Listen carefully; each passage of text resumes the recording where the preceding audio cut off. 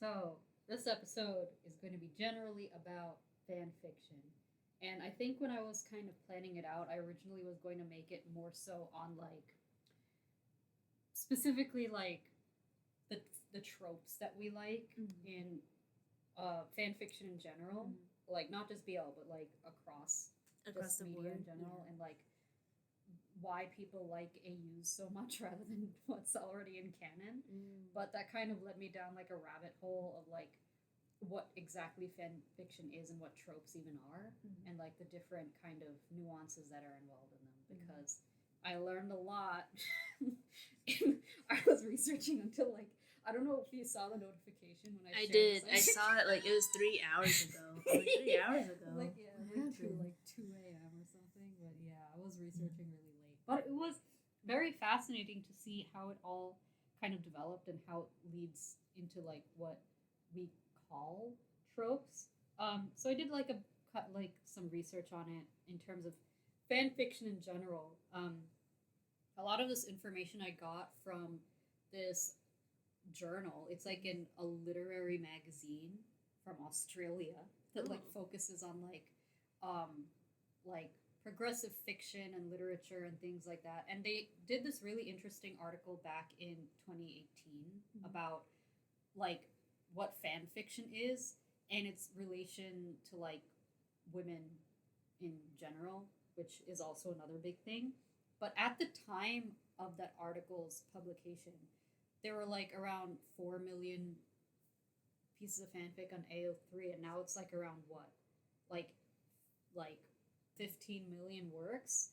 Um and a lot of them are like it spans the gamut from like every fandom you could possibly think of, and In every piece of media you could possibly think of too. It Exactly. could be from anything from like literary works to something like as abstract as like video games exactly and stuff. Yeah. or it's sometimes it's not even on media, it's on like periods of time. Oh yeah. Or historical yeah, I characters. remember that.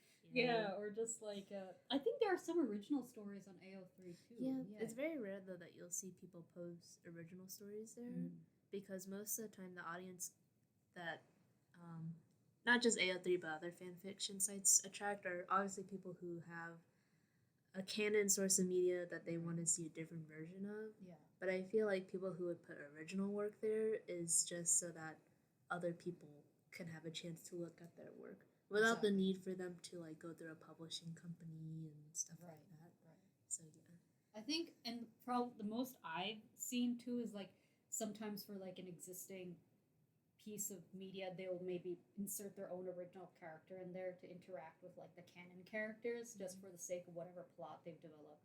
And I think for what you were saying, where it's like people kind of want to see how people receive their original work, I've seen like websites popping up too where it's like, if you have an original work, we have beta readers who can come and like test it for you so that like they don't have to go into AO3 and hope someone will read their like original work. But yeah, so oh yeah, this was also something I was curious about. Considering how much it was only 4 million works in AO3, which is archive of our in own. 2018 Yes, too. to like 15 million now. Like, I wonder if the pandemic affected that. That's true because pandemic happened around 2019. Right. So I feel like yeah, you know what? You're right. Because Yeah, in like- 29 and once the pandemic hit, people had a lot more free time at home. Yeah. And so I remember during that time, there were a lot of like writers I followed on Twitter that would consistently post things. But now they don't do that so much anymore. Yeah, because now it's back to regular old 9 to 5s. Yeah. Which makes me sad because some of the work that they put out was like amazing and nice, and I think it's sort of like bittersweet to see that like I won't be expecting as many updates as I used to. Right. So it was however bad it was a good time to see art really flourish. Yeah, it really It was. Some really great content. I think, like you said, because there were so many people with so much more free time, there were many more people who did write had a lot more time to write, and people who like to read had a lot more time to read. Yes, that was during the time when I also got more into like reading web novels as well. And also reading more fan fiction and stuff too. That kind of makes sense because I think that was around the time you started like exploring more Danme and stuff like that. Yeah, but now, unfortunately, I feel like things have definitely slowed down a bit. So I would occasionally go back on, but not as frequently. Would you say you still frequently hop back on to read?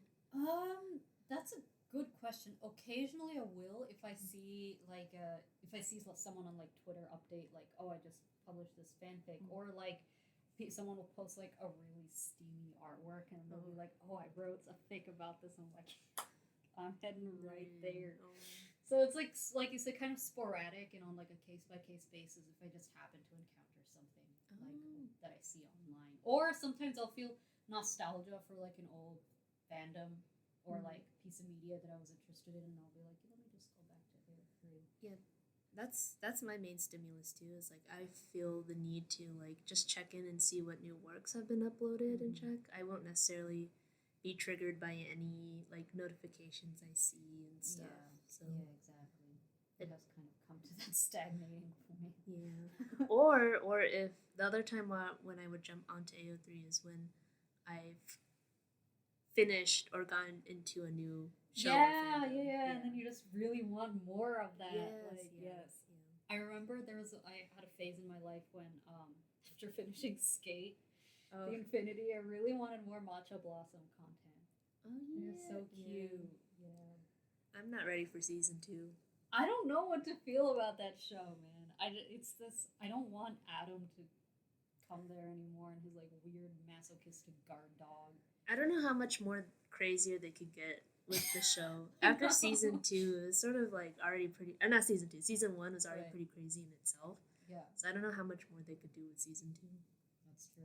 How much more drama could they make out of this already ridiculous premise of a skateboarding race competition? They're very dangerous. Very dangerous, and just like the gravity defying abilities that they have, which was like they were literally just like jumping up. Yeah, they were in like the warehouse, the ceiling of a warehouse essentially, and they were like skating on like steel beams. And they had to land safely onto the finish line at the bottom. These kids are like in what, middle school? Yeah, they are in middle school. That's crazy. That's low-key how I felt. Remember when we were watching Castlevania Nocturne season 2, and then they like did this zoom in on like what's his name, the main character's name? Oh, Richter. Yeah, Richter, when he was like about to land the finishing blow on like the Erzabet or whatever, and they like it was this extreme zoom in. And I was like, this guy is 18. He looks like a bodybuilder who's like roughly in his mid-30s. Oh no. It's the stress. You know, it's also stress. It's also the French Revolution. People are, that's true. They're aging really fast. Scientifically documented. That's true. Everyone was getting executed, so they were like gone, like aging like twice the speed normal rate. You were all peasants. Yeah, no. Okay. And so the other thing that I found interesting, and this was the main point of that article I found on Overland, which was that literary magazine, romance and fan fiction are both very female dominant genres. I agree.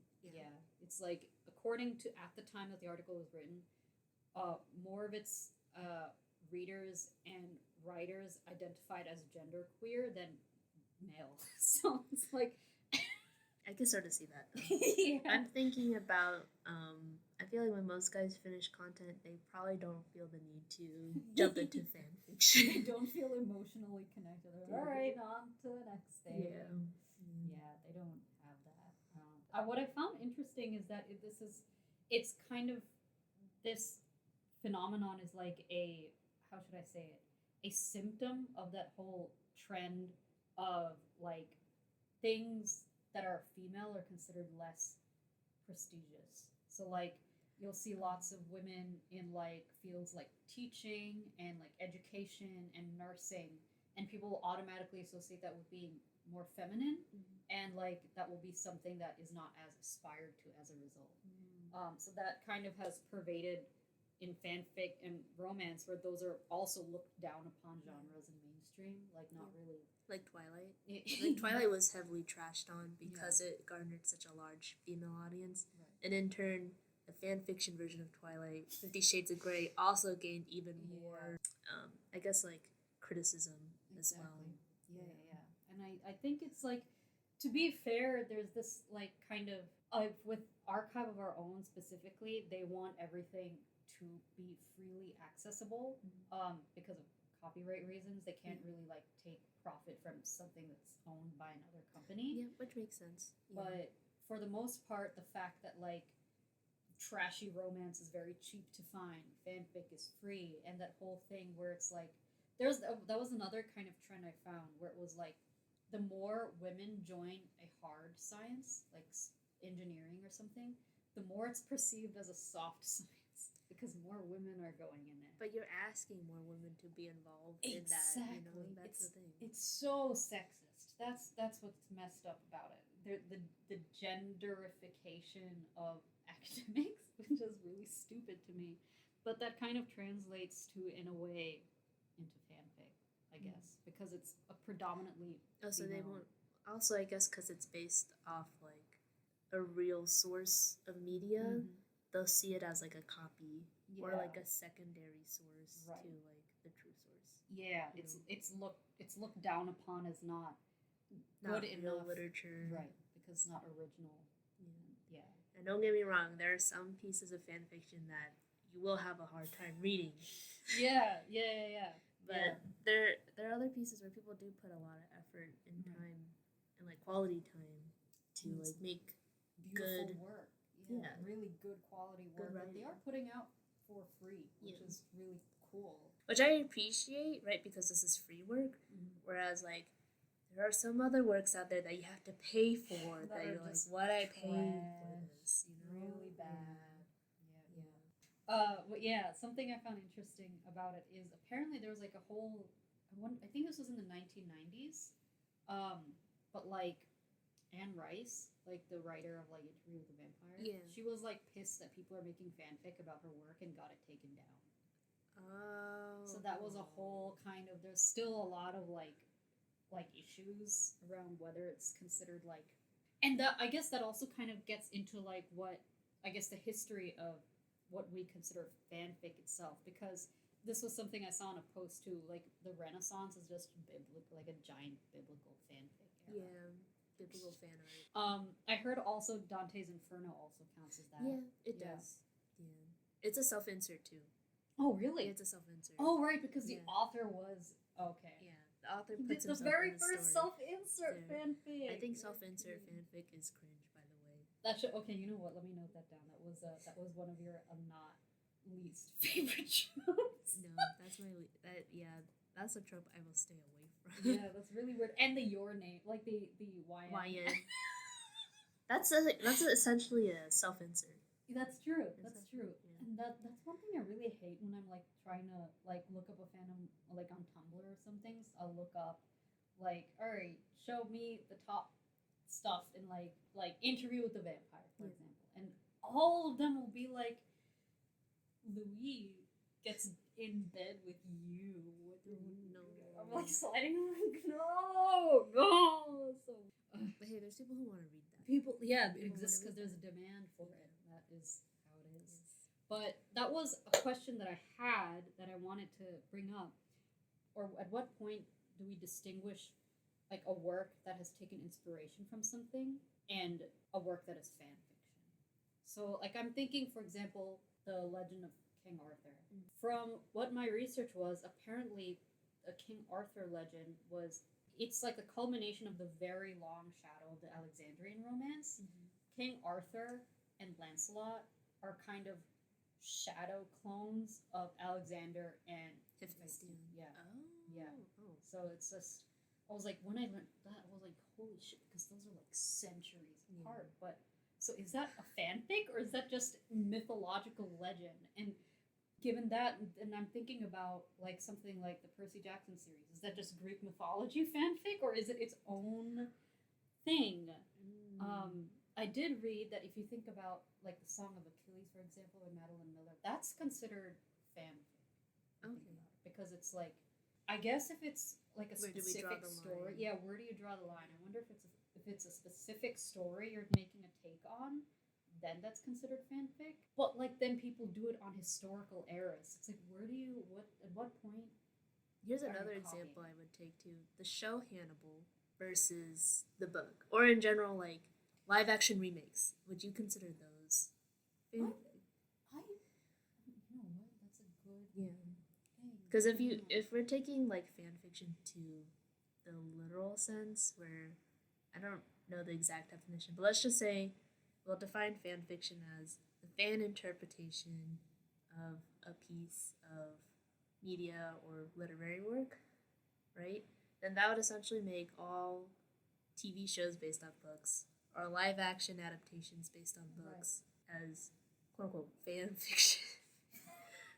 Then they have no right to copyright anything. No, but they do We have all copyright agree on- rights too. Yes. So I guess that's like and like there's what complications. I guess that's the line marker. How do you define what gets copyrighted? If the inspiration was taken from, there was another example that I thought like, remember the book These Violent Delights? Yes. Is that Shakespearean fanfic? Yeah, because You it's consider pretty it much I Shakespearean considered a Okay. fanfic of Romeo and Juliet. Okay, then would Shakespeare's play Caesar be a fanfic of Julius Caesar, the man himself? Yeah, that's right. Because you said fan fiction could be based on like Right. historical events. Yeah. Oh, this is hard. Exactly. Where do you draw the line? Or like that was another question I had. What separates historical fiction from fan fiction? Or is historical fiction? Maybe it's media consumption.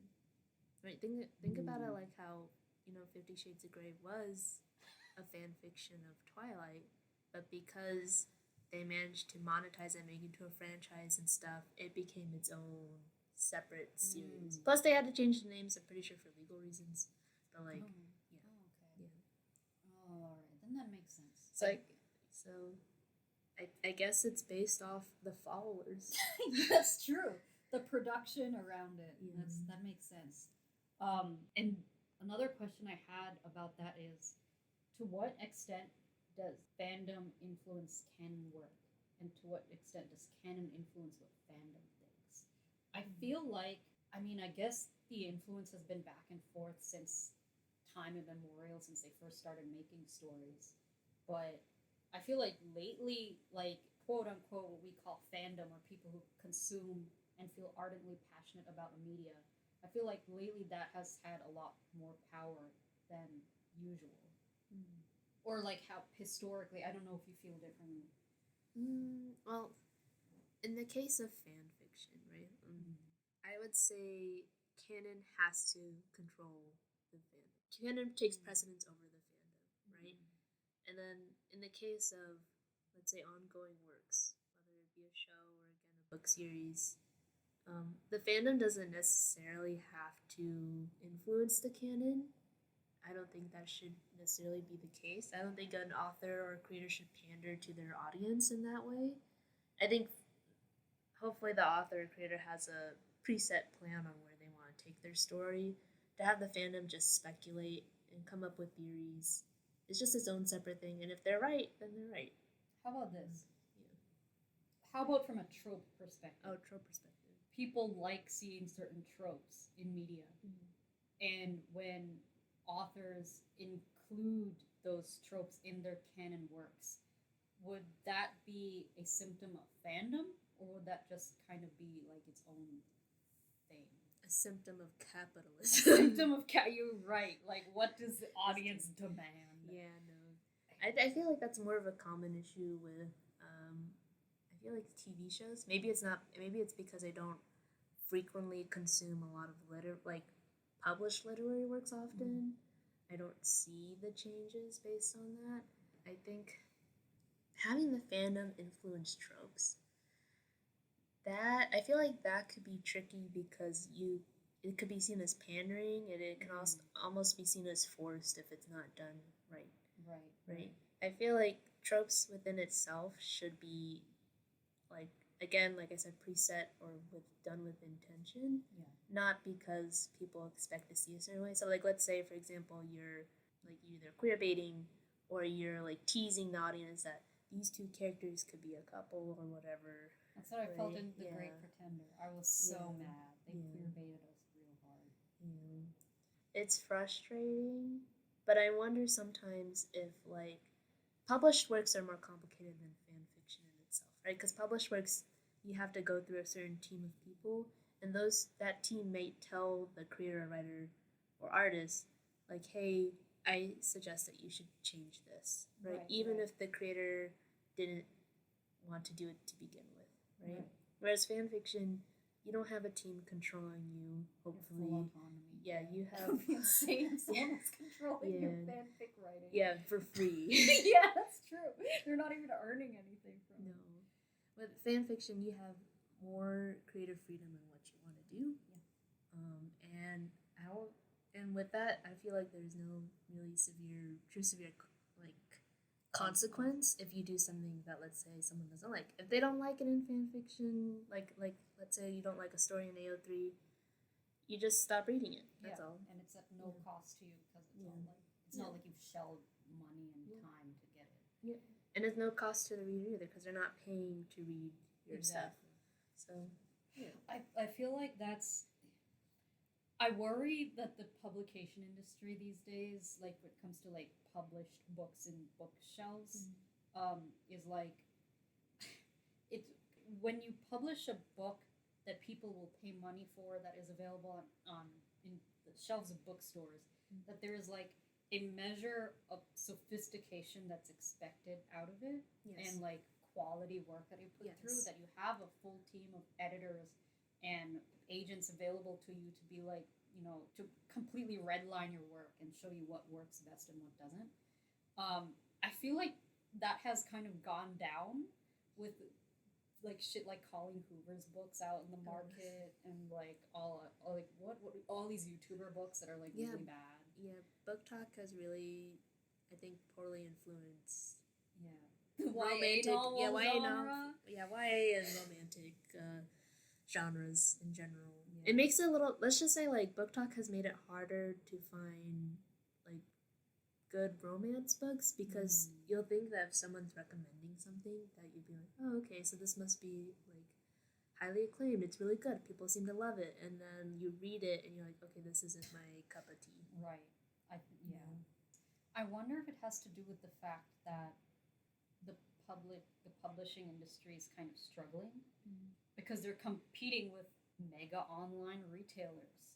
So like they're maybe trying to like push out as much as they can, and skirting the lines of like what is considered good to be put on shelves.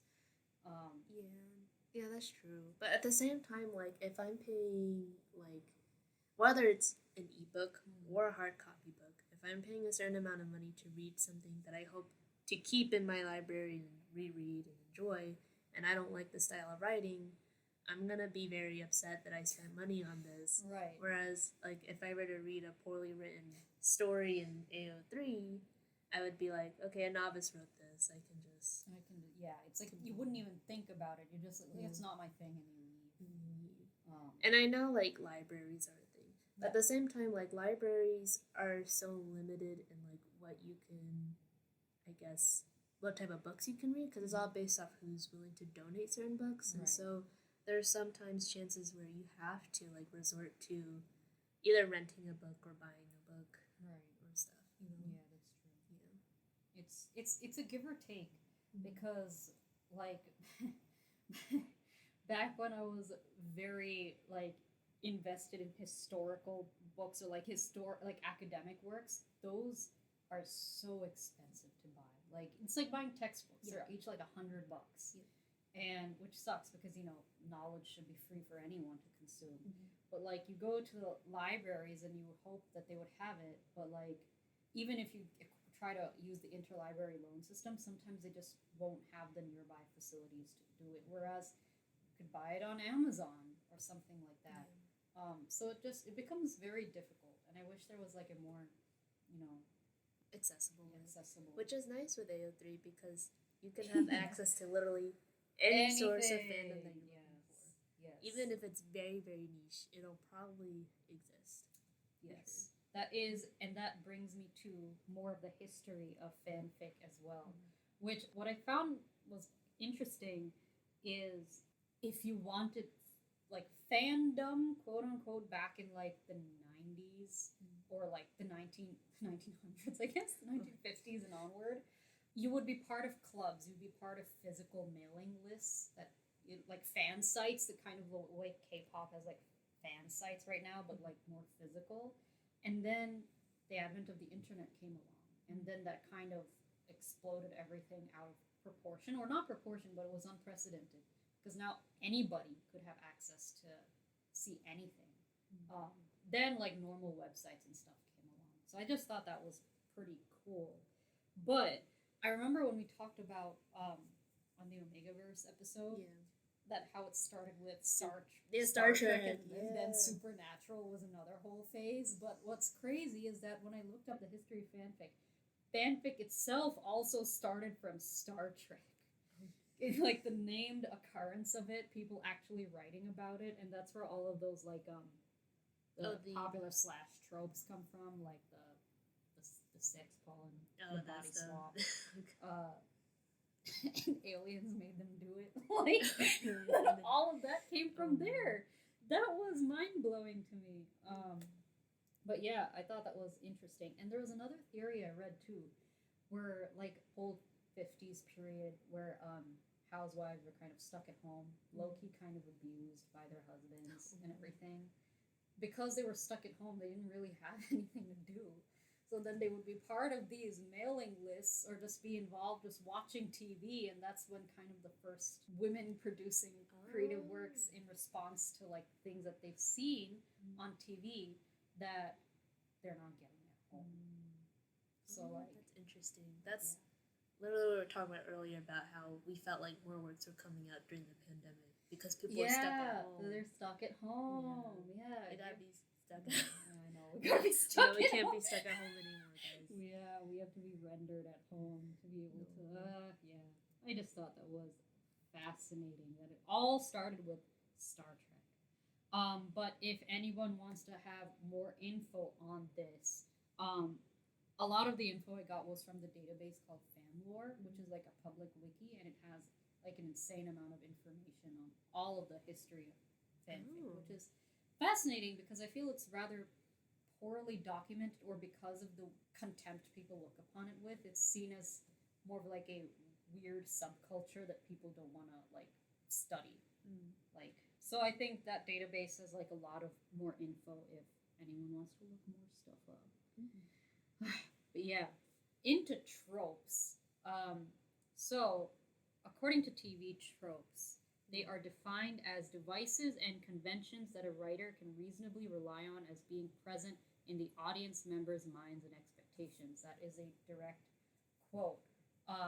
And from that, what I learned is that I know we wanted to talk a lot about different kinds of tropes, but then I learned that, like, what we thought were tropes weren't tropes. Okay. Because a trope is different from a theme, which is different from an AU, which is different from a cliche, which is different from a kink. And for people who don't know, what is an AU? It is an alternate universe. Thank you very much for making me define that. Yeah, that's important. But yes. So there are lots of different kind of, well, obviously the lines blur a lot, but as kind of an example, like the popular, like, coffee shop alternate universe is not a trope, but the coffee shop customer who falls for the barista is a trope. The barista, like, you know, like putting their number on the cup and, like, giving each other the cup, that's a trope, because that's, like, something, an instance that you see often in a coffee shop AU. Okay. So those are the interesting kind of, like, scenarios that I've seen where I was like, oh, I didn't consider that. That's an interesting difference. I feel guess the it's line blurs. It's because you define those alternate universes with those tropes, so you would sort of blend it together. You would put them all together in one system. Yeah, that makes sense. But I know you had some AUs that you really liked. Oh yeah. Or I'm not sure if you liked them, but, like, those are very common ones. Yeah, I feel like the Mafia AU is definitely very popular. Yeah. And yeah, and I think a common trope for that would be like the mafia boss ex a regular like citizen dude on the falling in street. love Yeah. and stuff and all that jazz. Or again, it's like also things you would commonly see in like manhwa and stuff too. Yeah. Yeah. There are so many mafia AUs in BL manhwa at least, but also in just like regular like shoujo manga or whatever. You see it a lot. The soulmate ones and the Hanahaki ones, I feel like the Hanahaki ones are always on the sadder end of things. And so the Hanahaki AUs are when someone comes across like their soulmate, but it's a sort of like they haven't managed to confess their love yet, or in this case it might be an unrequited love. They will slowly end up like becoming more ill and technically be on the verge of death and end up coughing up like flower petals. Oh, that's what that was. That's I what don't that- like it. Yeah, I don't like it either. It's just it's very tragic. I wonder if it stems from like an actual folklore or like I Japanese think so. story. It might So have an origin there, yeah. It reminds you of the Red String of Fate thing. yeah, It's like they'll be connected by like there's a whole like well, I don't know if it's like a myth or a legend or what you'd call it, but like the person who you love the most is connected to you by like a red invisible thread in your pinkies. invisible thread of fate. Yeah. That you're destined to be with this person.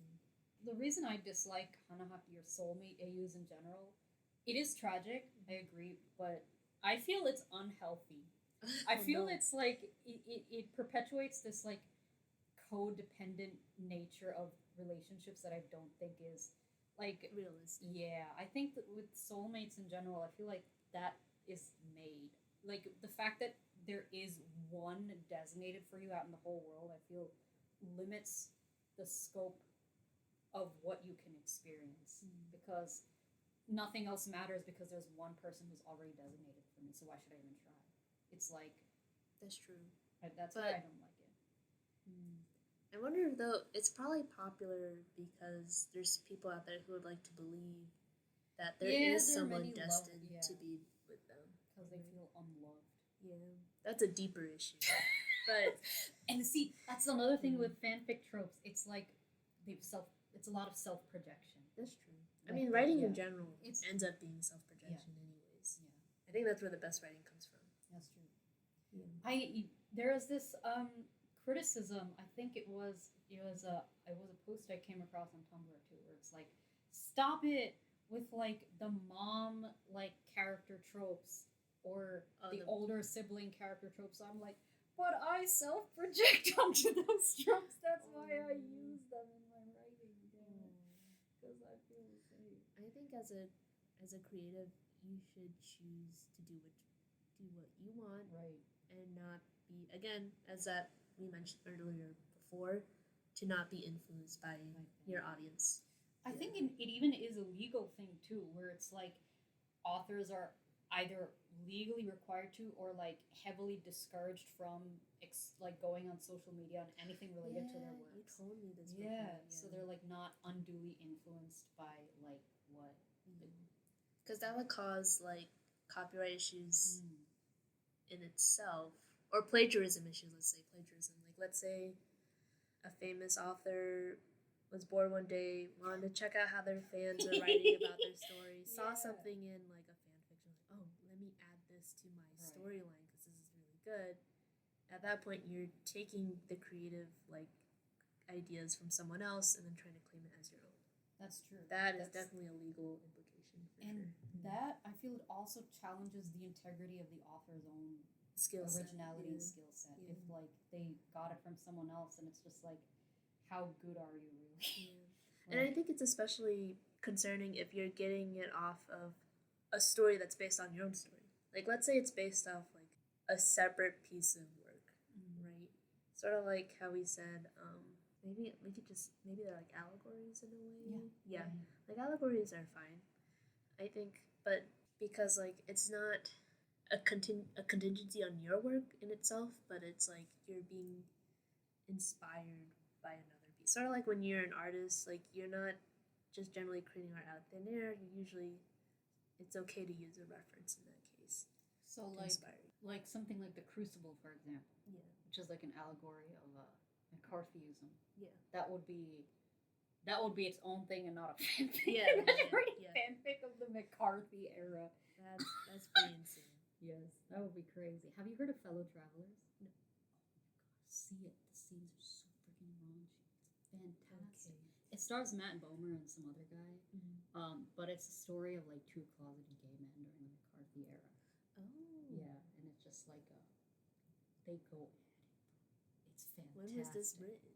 This was pretty recent, actually. Oh, I think like within like a couple years ago. Okay. But, yeah, I was like, I remember like seeing it come up on my like Twitter or Tumblr feed, and I was like, yo, how's this not like pornography? Like, why is this allowed on TV? But I was like, god damn, that's some good stuff. Interesting. I have to check it out. Yeah, check it out. Yes. I haven't checked it out yet, but I do need to look at it. But yeah, okay. But yeah, so apparently the Omegaverse, it's considered its like own trope. Yeah, I could see that. Because it's Yeah. something that could be taken and put into different, let's say, it's a concept that we could take in and put into different alternate universes or different genres. You can put right? like an Omegaverse into a Mafia AU. Yeah. That would be, Which that is would very be crazy. common.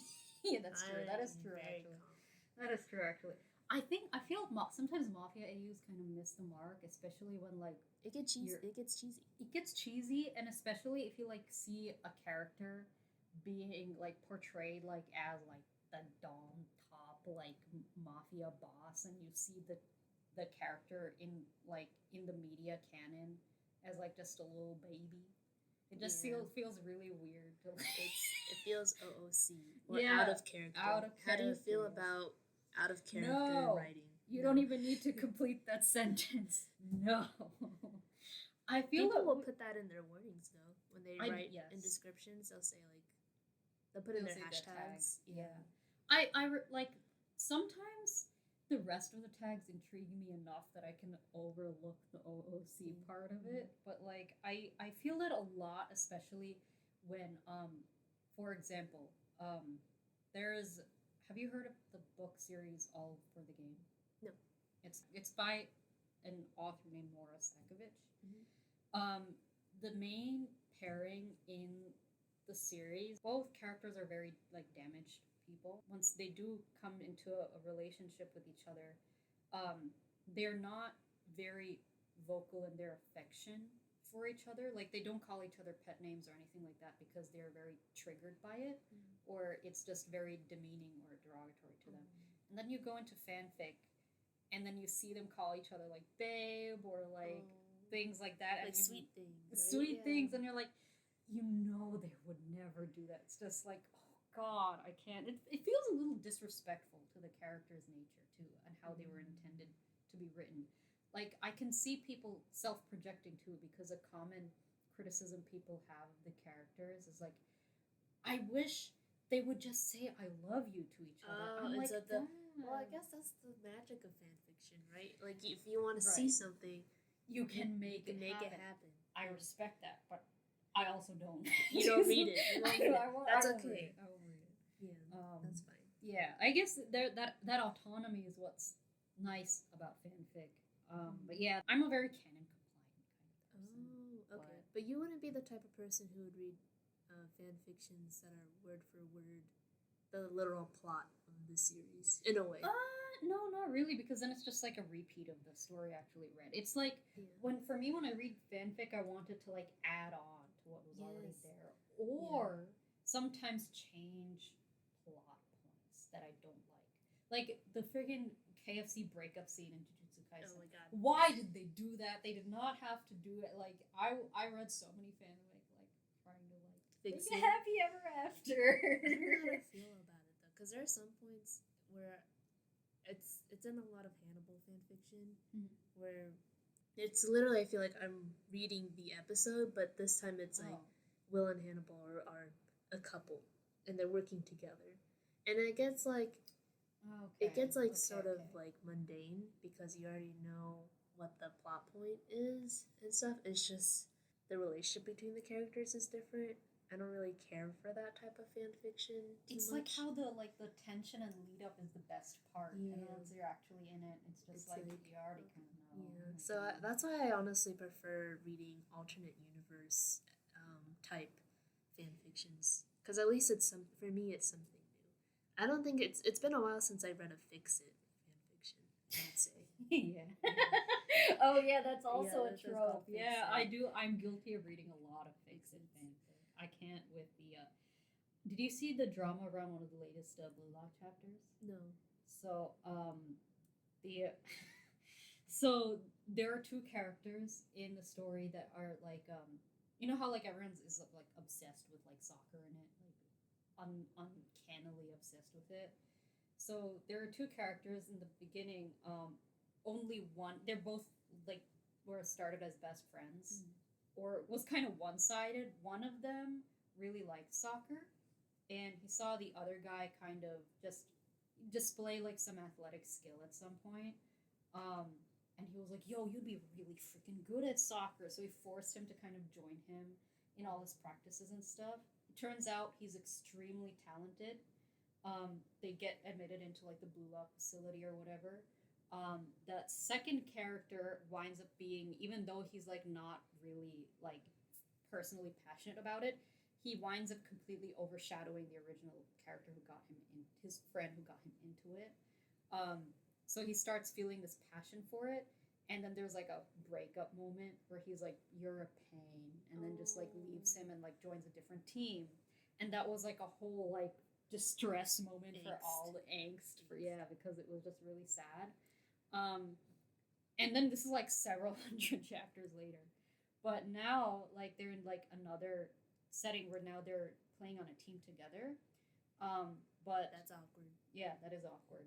But the guy who had called the other guy a pain, he ends up being disqualified. This is spoilers, by the way. He ends up being disqualified from the Blue Lock facility because like the owner of the facility basically says your partner has been like drowning your talent. Or like because he's been wanting, because he kind of realized over time that he wasn't finding it fun if he wasn't playing with him. And so because of that, they felt that guy was holding him back from his talent, and so they threw him out. And it just was I feel it was the most visually arresting part of Blue Lock because like it's the classic like shonen is meant to be like hyper straight, but they went so full romance language. He says like bro straight up says the time that I spent with you was the absolute treasure of my life. Like I was like, and he was like, dude, like and I was like, the other guy was just like crying on the floor, and all of it was being fed live to like people watching it, and I was just like, damn it. But yeah, I forget that Blue yeah. Lock was about making the ideal soccer team. Yeah. Yes. It was just such poetic Japanese language when I saw the raws. I was like, they like absolutely have to just have repressed feelings for each other. There's no way. I'll have to show you the raws. It's the because bromance. Yes. The ultimate bromance. But after that, I read so many, like, I'm just desperate for the fix-it fix. Fix-it fanfiction. I don't think I read a fix-it fanfiction in a long time. If anything, I love reading fanfictions where they twist it to the worst case scenario. Like, let's see what happens if the character chose the wrong ending. How do you feel about the dead dove trope? I love it. Okay, explain what the dead dove trope is. So, I just found out about this recently, but, like, the tag, dead dove don't eat, literally comes from a scene in, I think, the Sunny Side of Philadelphia, or that show, where, like, the guy opens up the fridge, and he sees in a paper bag there's a note that says, literally, dead dove don't eat, and he opens it up, and it's like, oh yeah, there is a dead dove. Like, shocked Pikachu face. Yeah, so in fanfiction term,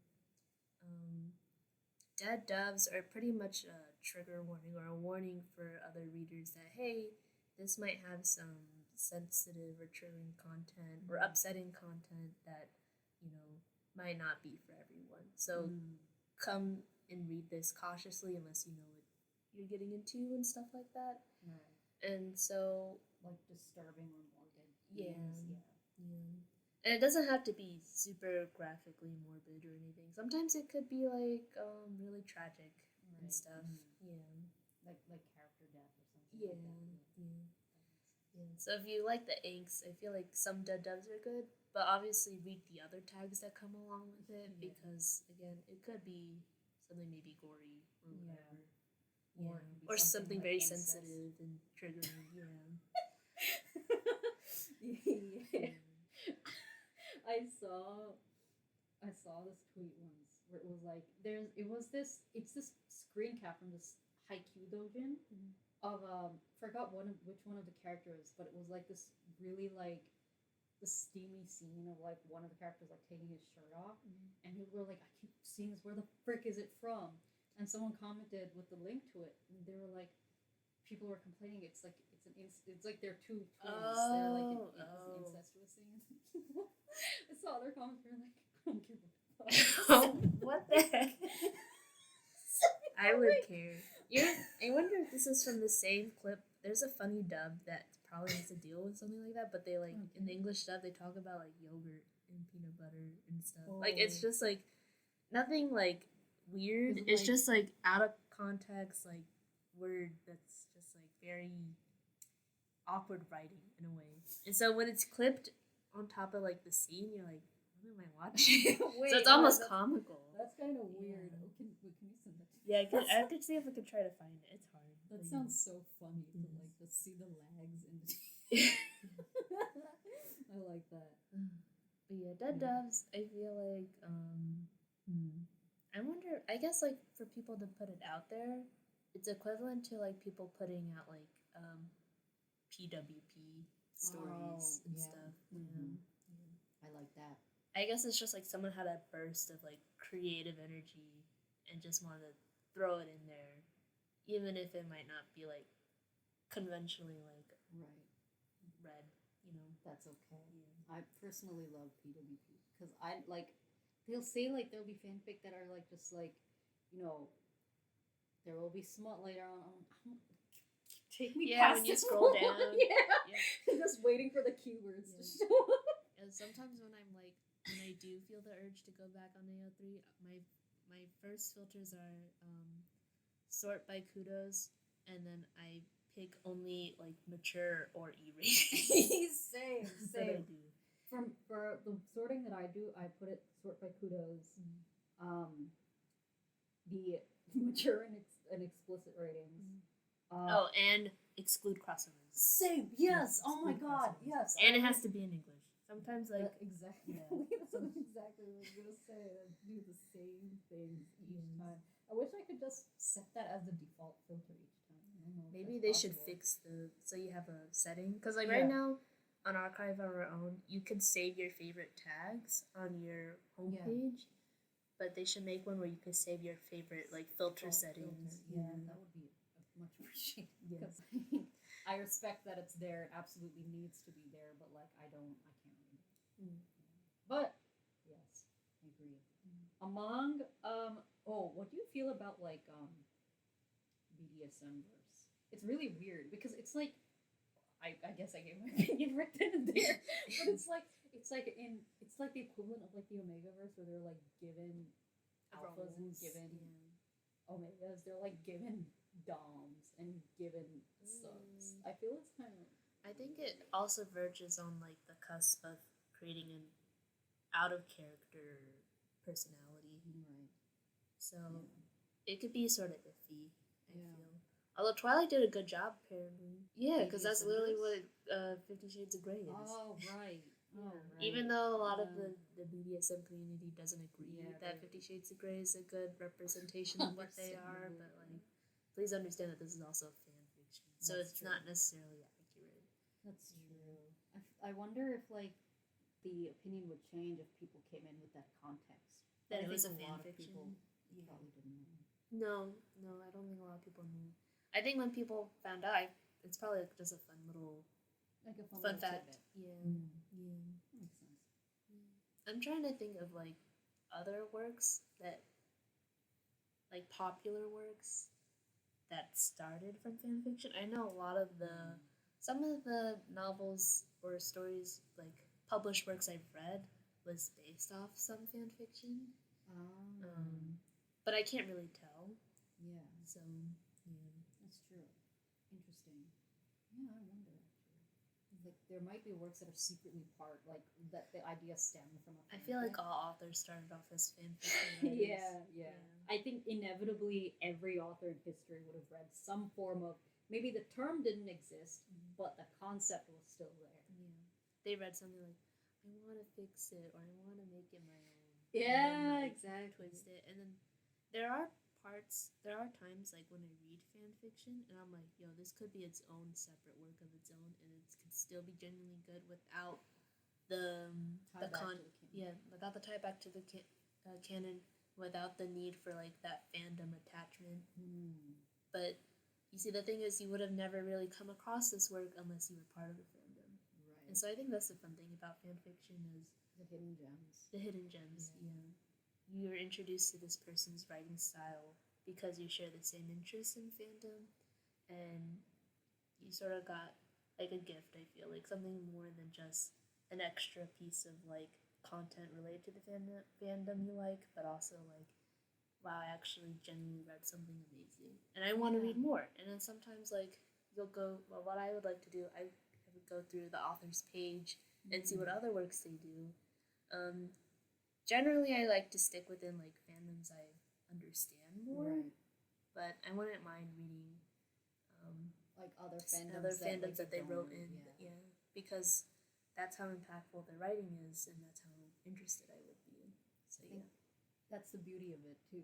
It's like there are some really good artists out there, or artists and writers. Obviously, it's cool to see like when it's really high quality peak writing form, and then it has all the things you want to see in a piece, and it's just like, yes, this is what I've been looking for that I didn't know I needed. And here's the thing, normally those like really well written pieces of work are written by like actual adults. And so we talked about how like anyone can jump into fan fiction, and you could be as young as a middle schooler to get in and publish your own whatever work you want to do. But I find that fandoms that are predominantly have like a more mature audience, they tend to produce a higher quality fan fiction material. Right. I think that's what you were talking about with like danme and stuff too, and like web novels in general, because like they require you to have actually read, and, like understood the details, and that requires more like maturity of mindset. Yes. Yeah. The funny thing is when something becomes more mainstream, which I think web novels have after the pandemic have slowly become more mainstream because they've been picked up by an English publisher. Three Body Problem is one, I think, right? It used to be a Chinese web novel. Yeah. And then it got turned into Netflix. But Three Body Problem, I feel like it's an older web novel. Oh. Yeah, it's older. Okay. Yeah. But I'm talking about like the danme novels, and especially since once they've like published the English translation, if you go to Barnes and Nobles, they'll put it in the manga section. So you have a lot of younger audiences coming in to read. And on top of that, the art they put up there, it's also, I think they also fill the pages in between with some tidbits of art as well. So I feel like those translations are geared more towards like a younger audience, like a more youthful audience. Right. And so you're opening up the doors of the fandom to not include just like older people, but also like younger people as well. I don't know how I feel about that, because I guess to an extent it reminds me of when when we were younger, we had to read like the great like classics in American literature, and they would have kind of kid friendly like translations of it. Yeah, like I remember having like a children's version of like Great Expectations that I read, because like the language is difficult and it's complex. Yeah. with the translations making it easier to understand, it does a disservice in a number of ways. I feel like it removes even more of the nuances that are hard to capture when translating Chinese to English. Yeah. It's already in the complex English translation form. You're still losing some of that nuance, and then you're losing even more when you're simplifying it further. So there is that. Then it's the lack of sophistication that happens because that was what allowed the fanfic to be of such good quality in the first place. Right. And then the third thing is, it's kind of like what I read about, like when it comes to language learning, for example, they encourage you, no matter how like complicated like the media piece sounds in this foreign language that you're trying to learn, to just keep listening to it anyway, and then your mind will slowly be conditioned to it. Yeah. I think when we were all kids, and I think that's something I worry about, like I guess the next generation really, from a young age we were reading big and complex books, and I think that allows us to appreciate good writing more. And I worry that just like by simplifying things even further, that's not allowing people to learn. And that's like not allowing people to understand what maybe good writing is either. Exactly. And they won't even have the material with which to write the good content that like the more mature writers are writing. Yes. And I get like, I'm trying to think of like what's been being pushed on as popular in book talk, and mostly it's because Court of Thorns and Roses. Yes, anything with a blank of blank and blank. Yes, yes. Did you see the one the thing that I put on the Discord? Yes, I saw it and I'm like, it is a blank of blank of blank. Yes, that's how the titles are now. I wonder if it'll change. Yeah, because I feel like literary works, especially for like young adult, they'll always change in genre. You have like your vampire werewolf phase. You had your dystopian kids fighting to the death games phase. And now we have the fantasy romance phase. Did you see you're right. Did you see that one post where it was like, what was it? This is the most dangerous mission of our lives. Bring out the 13-year-old. I like that this whole trend that's slowly like, we need more like middle-aged people. Yes. Like seriously. We need more adult characters. Yeah. Dangerous things. Yes. That way it's more realistic. That would be more, I feel like we're kind of more and more gearing toward realism in our fiction, which is ironic. Or maybe that goes with age, right? I think is very much an age because thing. Your main character, depending on your audience, will probably be reflective of that. Yeah. Right? So younger people would relate more to someone who's similar to their age, and etc. with older people. And I think it's important with younger kids too to like see themselves reflected in like doing something really awesome and special, like Harry Potter. Like Harry Potter. Yeah. That was not like Katniss Everdeen though. That's a little bit crazy. Yeah, no, that's definitely a dystopian commentary that I feel like a lot of people missed when they were younger, and like it became just this whole fun like thing people would make fun of in the movies. And the fact that here's the thing: the other books that were sort of based on a similar premise, I guess, is just to be inspired by. Yeah. So we shouldn't like Divergent. Like Divergent.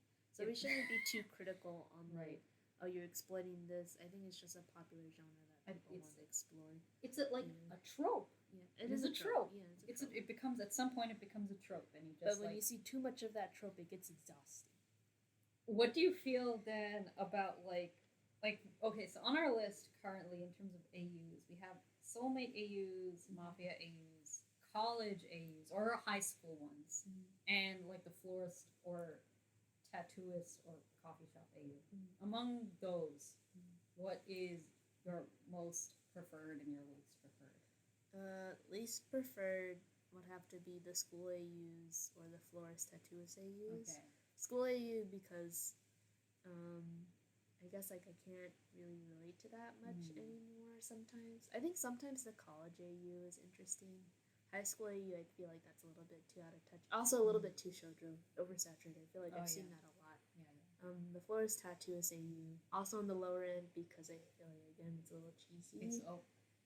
Yeah, it's overdone. Mafia AUs are on the top because I feel like you could do a lot with the Mafia AUs. It doesn't just have to be the stereotypical leader x regular citizen. It could be leader x leader. Like that's rival tensions. Gang war. Yeah, that gang war always happens. Yeah, back to the gang wars that always have to happen. That's the main plot point. Yes. What about like? I've seen historical AUs. Yeah. Those are okay if done right. Yeah. One fanfic that I really liked was I read this ATG and Bestian fanfic. I was like felt very cringe looking it up at first, but I was so like I wanted boy. Is it modern romance? It was a modern like half reincarnation thing. It was really interesting, and it was very well written. I was very surprised, and I wish they would expand it, but it's just a one shot. But like in the story, they woke up on their birthday, like the year after their like I guess their ancestor, the original, died. So like Alexander died when he was like 32. This modern reincarnated version woke up on his 33rd birthday, and he started getting dreams. Clever. Yeah, and I was like, this is clever. That's and like good. they hadn't met each other yet, and I was like, I liked it. So I think that was one. Usually I don't like those at all. But It's I was like so it's like starved reading an of content.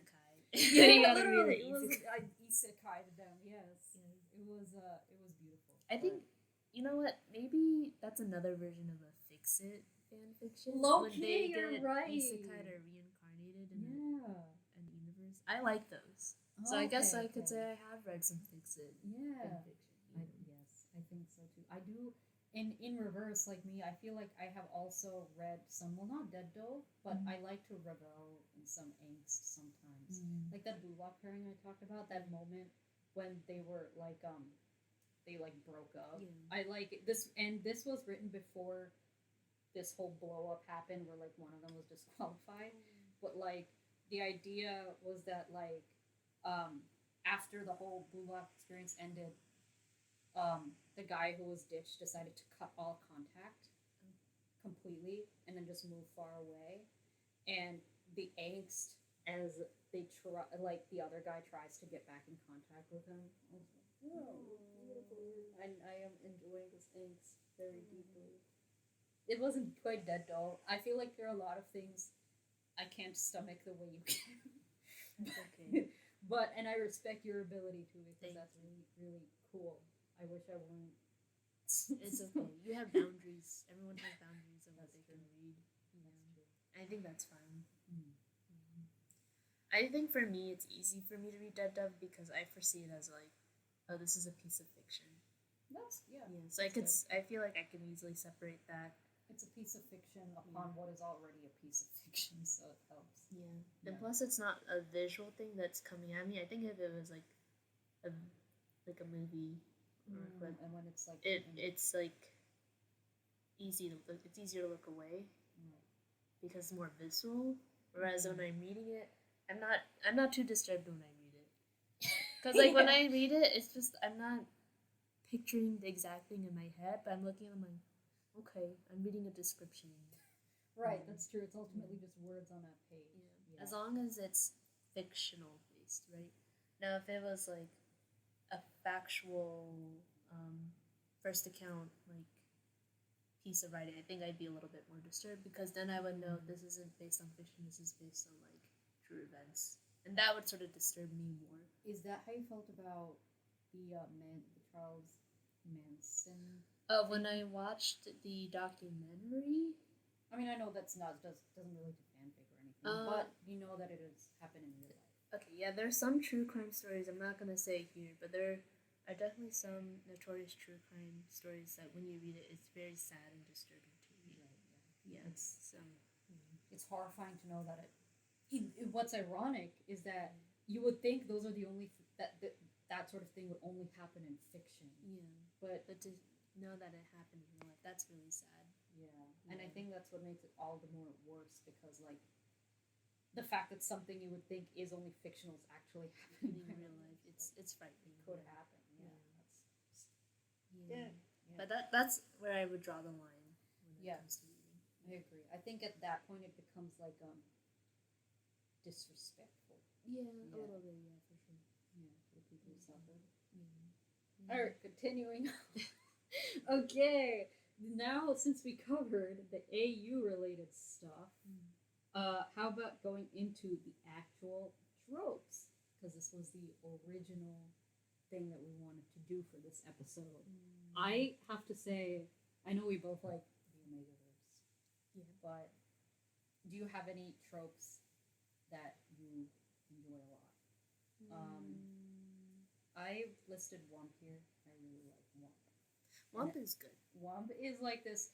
So, I guess to explain what Wump is, it's kind of like this take on like Stockholm syndrome, kind of in a way, where it's like you enjoy seeing a character get like tortured.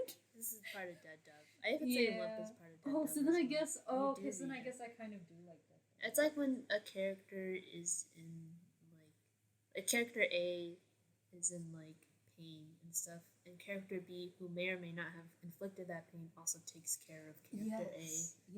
That it literally is like Stockholm syndrome and like the weird like kind of tension that happens there. You like that. It's hot, especially when the tension is there. I do like Wump.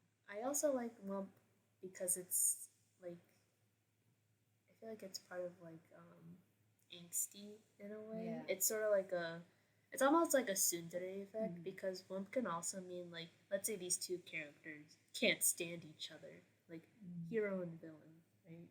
And the hero's hurt, and the villain doesn't necessarily cause that pain, but if he sees the hero is hurt, he like feels a deeper feeling within himself where he feels like he needs to seek revenge for the hero or like seek out like who hurt you type of thing. Yeah. You know? I love that. That's a good one too. Yes. When I saw this one writing prompt where it was like, the villain like opening the door to his front door and he sees like that hero like crumple down in pain. He's like, I didn't know where else to go, and I was just there. That was good too. I was like, yeah, I know, right?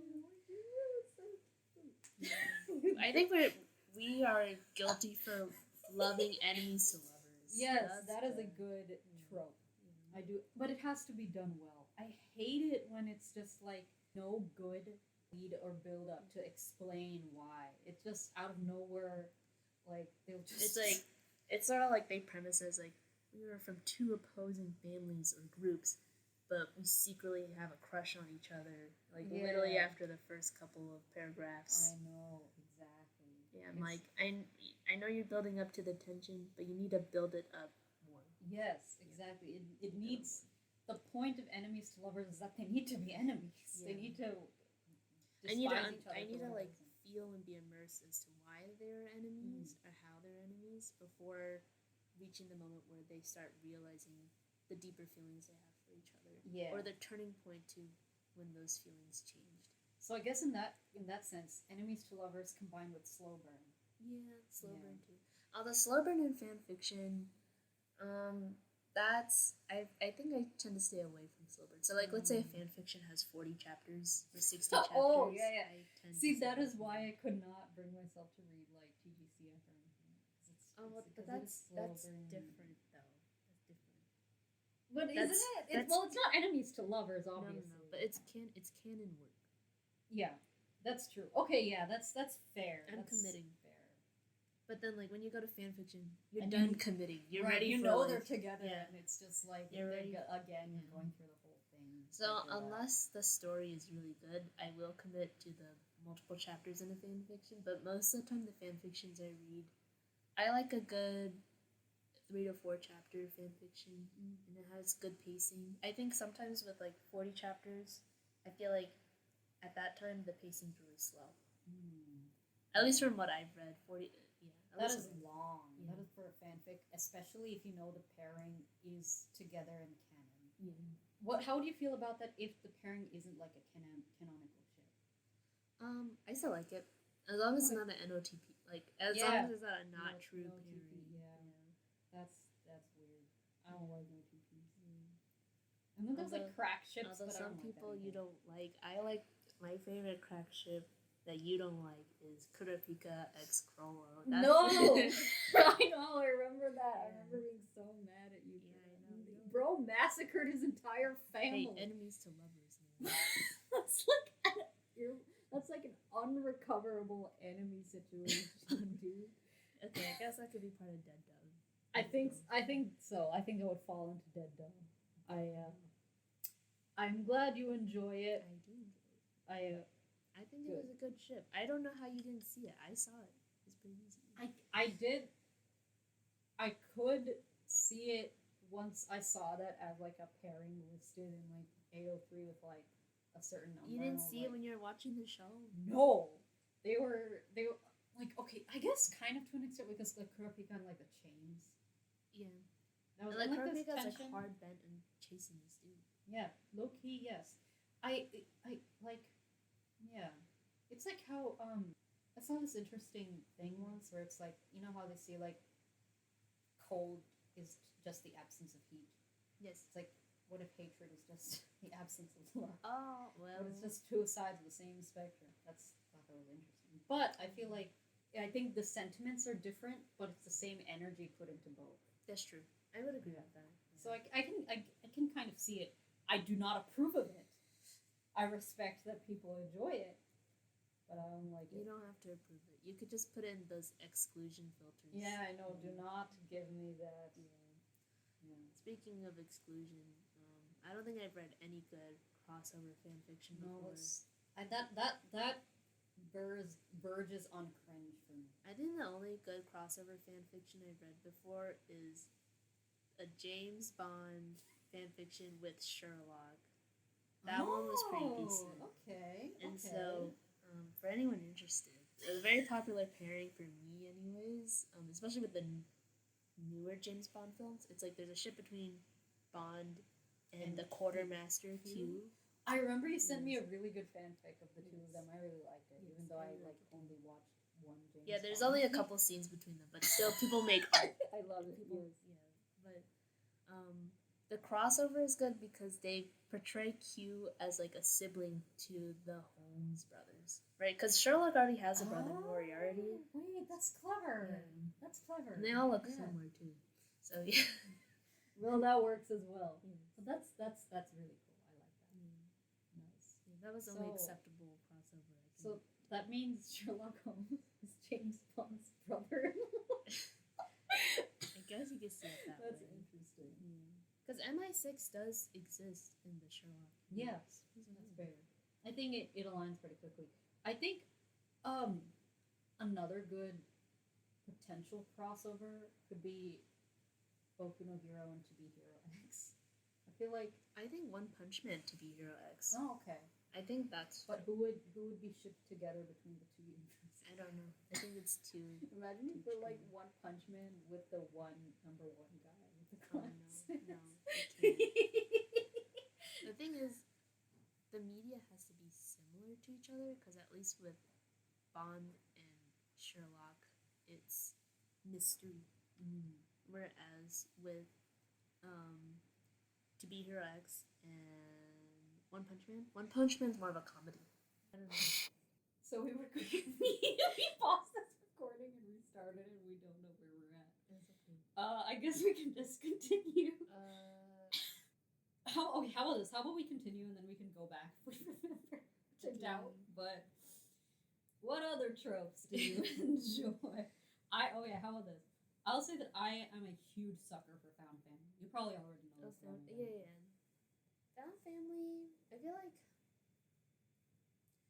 it's okay in fan fiction if it suits the canon. Yeah. Agreed. Yeah. I don't read too much found family. And maybe it's because a lot of the fandoms I'm in don't center around found family. And that's probably why. That's fair. But yeah, found family's okay.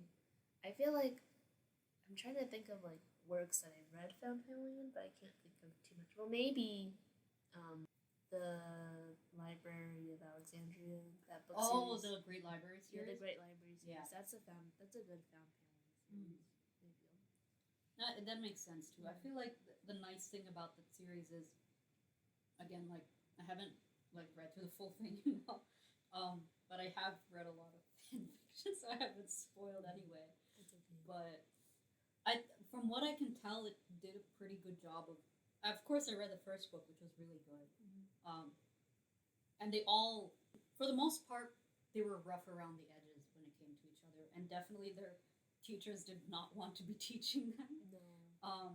But from what I heard, that it kind of was a good progression into like becoming like more wholesome toward each other. Yeah, I agree. But I guess like maybe it's because of the type of like filters I put on. That's why I don't see a lot of found family, which I'm okay with. I think that's fine. To be fair, found family is hard to find unless, again, it is something that was already in canon. I don't think people would randomly make fanfic. An AU where there's a found family. Yeah, that's kind of odd. I don't see how that would at that point be its own original story. Yes. Or very OOC. No, I could see that. Was there ever a time where you read a good OOC or no? I feel it's less that and more like, again, like I can excuse certain OOC elements if the rest is good enough to make up for it. Okay. Because sometimes when you add all these different tropes into a fan fiction, I think sometimes you can't help but write a character as OOC. Yeah, that's true. That you're right, because like if you're taking a slice of life and turning it into a mafia AU, they're inevitably going to be OOC. So I guess that's true. Yeah, you're right. I guess in that sense, I would excuse it. Okay. I think sometimes they take liberties with. If the liberties they take with certain characters are liberties that I like, I will go for it. Like, for example, I love the trope when the kind of sunny character is like secretly kind of uncanny or somewhat disturbing. Like a darkening of a character. I love that. Those are fun. That and like just people who just seem very bubbly and stuff, but are actually like really smart, but they just don't show it. Yeah.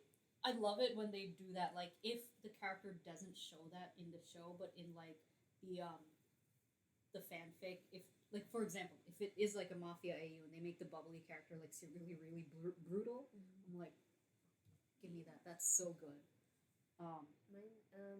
But I think like for it to be the reverse, it's not as appetizing. Because then it dulls the character. It does. It doesn't give them good character development. It doesn't make them. We like it spicy. You make it spicy, make it complicated, because it's human death. But yeah, that's why it's like mostly extra liberties are taken. If they're removed, that's a different story. That I'm not sure. And obviously, the writing of it has to be decent too. Right. Yes. Like you could have a mafia AU, but if it's written too poorly, then it's not going to be interesting. And I think that goes for all tropes too. It may be your favorite trope, but if the writing is off, or if the execution is off, then it's not as fun anymore. Yeah. And I think with something like the mafia AU trope, it has the potential to be really cheesy. Yes. Like gang war erupts and just like great. Yeah. Or like someone like when they're trying to describe a character in a like having a violent personality, sometimes it just comes off as like very stereotypical villain character and it's like I'm broken out of the immersion. This is sort of like off or cringy to me. Yeah. If it's not like smartly written violence, it's not as interesting. Like cold and calculating is what I like. Not just like feed him to the sharks. No, don't do that. I love that. Kill them. Yes. And then the cronies are like, yes boss. Yes. No. That's what I dislike a little bit about Mad Dog. Oh, was it too cheesy? Oh yeah, but I thought like the cronies. The cronies were cute. I liked the cronies. I think it was just the overall mafia trope that kind of ended up being like compare Mad Dog to At the End of the Road, both of which were by the same creators. Mhm. Like At the End of the Road was much more complex. Yes, the What writing was about- more complex, Yes. for sure. But maybe they were using that setting as a crutch. They were using that trope as a crutch, the mafia trope as a crutch to give their, I guess, give the male lead that personality, right? Like, well, it fits the setting. That makes sense. That is his character, which is like kind of crazy. Yeah, which is what you'll see a lot in mafia AUs for fanfiction too. Sometimes they'll just make them violent or cruel for the sake of like being like, well, it just fits the trope. But I'm like, They needed to okay. fit the trope, yeah. yeah. Suffice to say that we enjoyed the movie. Hey, like I said, it's very versatile. Okay, It is. There's lots of things that can happen. I think another one I've seen a lot, at least on my end. I don't know about you, but like Office AUs. Oh, have you Yeah. seen like fan art like the Office Siren show? Yes, yeah. I love that. Oh gosh. Low-key, it's well, it wasn't really fanfic, but it was more like a fan art comic. It's really good. I wish they'd upload more, but it was like this office worker AU for Omniscient Reader. I'm not sure if you've seen it. It's office worker AU and age gap. Oh wait, is Dokja is like the office old man office worker. yeah. And what's the other guy's name? I forgot the swordsman guy who I know who you're the talking about. situation Though. with. Yeah. Situation. Is he the Chibble, like the CEO? No. He's just a young like just got admitted to college 26-year-old because he like had gap years or whatever. And his like apartment is right next door to like the hot dilf who's Dokja. Oh yeah, I've seen the fan art for this. That was cute. Yeah, I that was like so that. good. I like that. I like it. It's my guilty pleasure. I don't think I've seen that in the use. I don't think I've seen fan fiction where they'll change the ages of characters. Oh, okay, I see. Yeah, I think I've seen where they'll like change the ages of all the characters. Like, let's say they're taking a scene from their childhood or something, or they're jumping into the future, like when they're older. Like, I've seen those, but I haven't seen one where they put them both in different ages. Yeah. I see. Oh, that's fair. I don't think I've read that many either, but whenever I do see it, I'm like, must consume. I read this Call of Duty age gap fanfic. Not Call of Duty. Yes, You don't really even good. play Call of Duty. I don't know what happens. I just saw clips and I was like, I see the potential. I see the potential and I love it. I bet the straight gamer boys are not very happy to know that There's fanfiction of Call gay of Duty. fanfic of Call of Duty.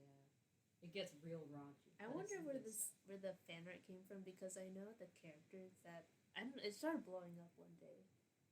Yeah, I wonder if it has to do with, I don't know which. I think the most popular ship is that one guy Soap. I love his name Soap. His name is Soap, or his nickname is Soap, and the other guy, he has like a skeleton. Yeah, the mask. skeleton mask. Yeah, I know that one. That dude. Yeah. That's by far the most popular ship from that game. I only know the skeleton dude because I feel like I've seen him in a lot of memes. Where he has the face that looks so done. Right. Yeah. He's very much done during the. I think the reason it blew up was because this iteration of the game. I think it was like another like a sequel or what? It was like a remake or something, but they had a lot more interactions and they were very much like fun banter type. And I think people very much liked the superior and the subordinate interactions and stuff. Yeah, I can send you a couple of the videos where they compiled all the clips, and I was like, this is so Okay, nice. send it to me because I need context. Because the only thing I know about Call of Duty is that it's a shooting game. Yeah, That's it. it is. That's all I thought of at first, and I was like, what is this like beautiful fan art I'm seeing? And I was like, oh, what? But yes, I'll send you some of the clips. But oh, his name is Ghost. Oh, Ghost. Yeah. Yeah. Yes. So So I guess the point, what I'm trying to say is there is an age gap, and You're it reading very my fan fiction. Okay. Yeah, it becomes very problematic. Speaking of the subordinate I guess like trope in a way. I feel like that follows with like Centennial and Guides. I feel. Have you seen that? I feel like it's based on like an actual show or media, but like it's more action based as well. So the Centennial is, I forget if, yeah, Centennials are the ones that do the aggressiveness, the fighting, right? But sometimes like their ability to be aggressive and good fighter makes them go like insane. Are you talking about stuff. Profundus? No, like even Profundus, like yes, Profundus talks about Centennial guys, but it's a concept in itself that came before Profundus. Oh. And people have implemented it in their fan fiction. Sort of like how people implement Omegaverse in their fan fiction. Okay. Yeah. And then guides are like normally the healers or the ones that sort of calm down their chosen Centennial who has like Again, it's the whole Alpha versus Omega. Just a different isekai form of it. Yeah. But I do like where that trope could take things. I've seen it a lot in I can't say a lot. I've seen it once in a fan fiction, and I thought it was interesting. But yeah, I would like to. One thing I do like to see is the healer trope subverted, or like the medic trope. I think I saw this happening in like Bungo Stray Dogs in the manga. It's the again, it's spoilers, but it's like that creepy like surgeon lady who's like always really excited to operate on people when they don't want to.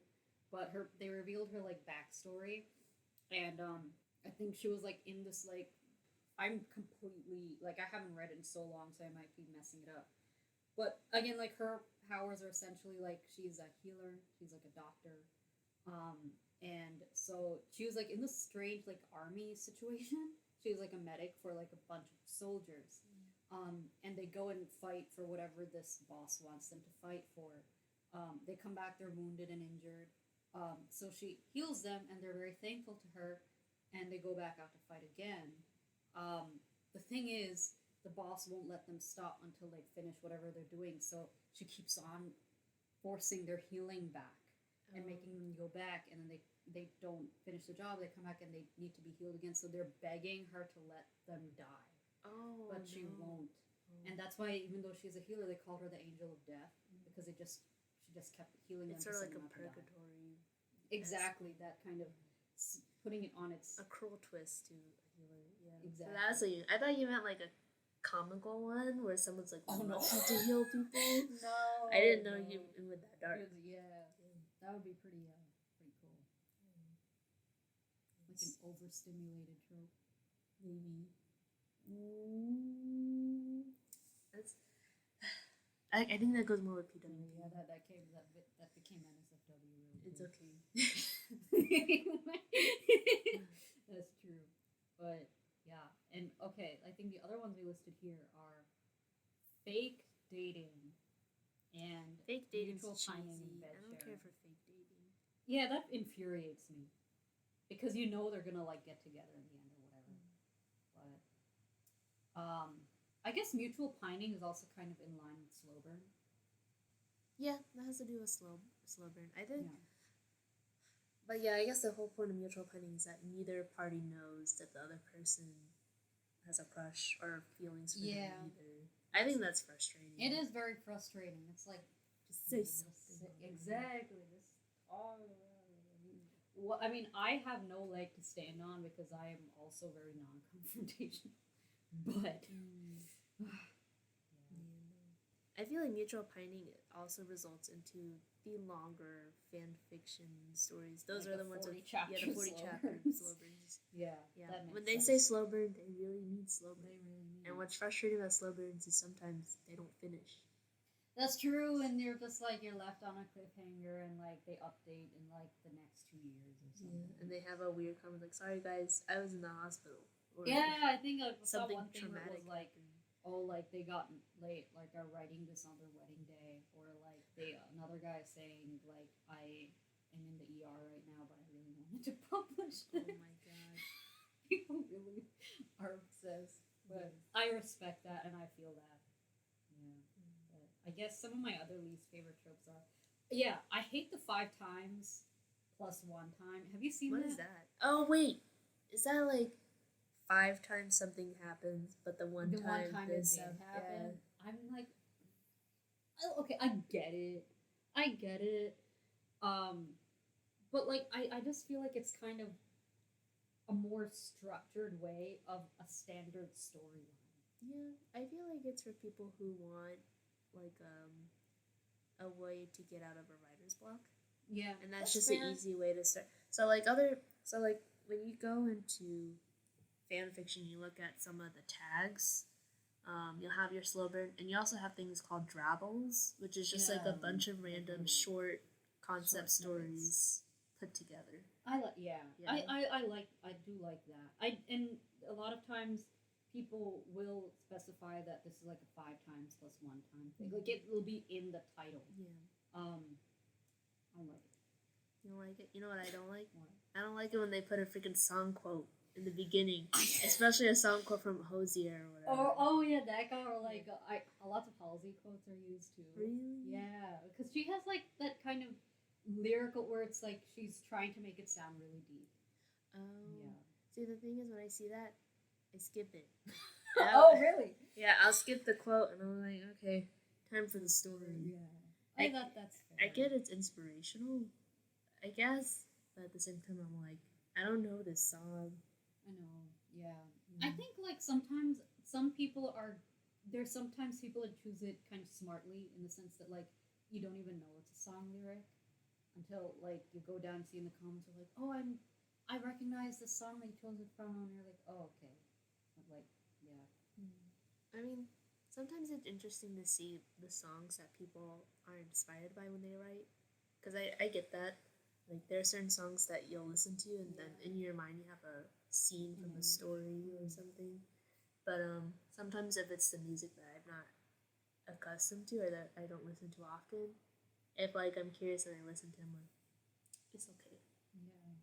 It's not what I'm into. Yeah. But to each their own. That's true.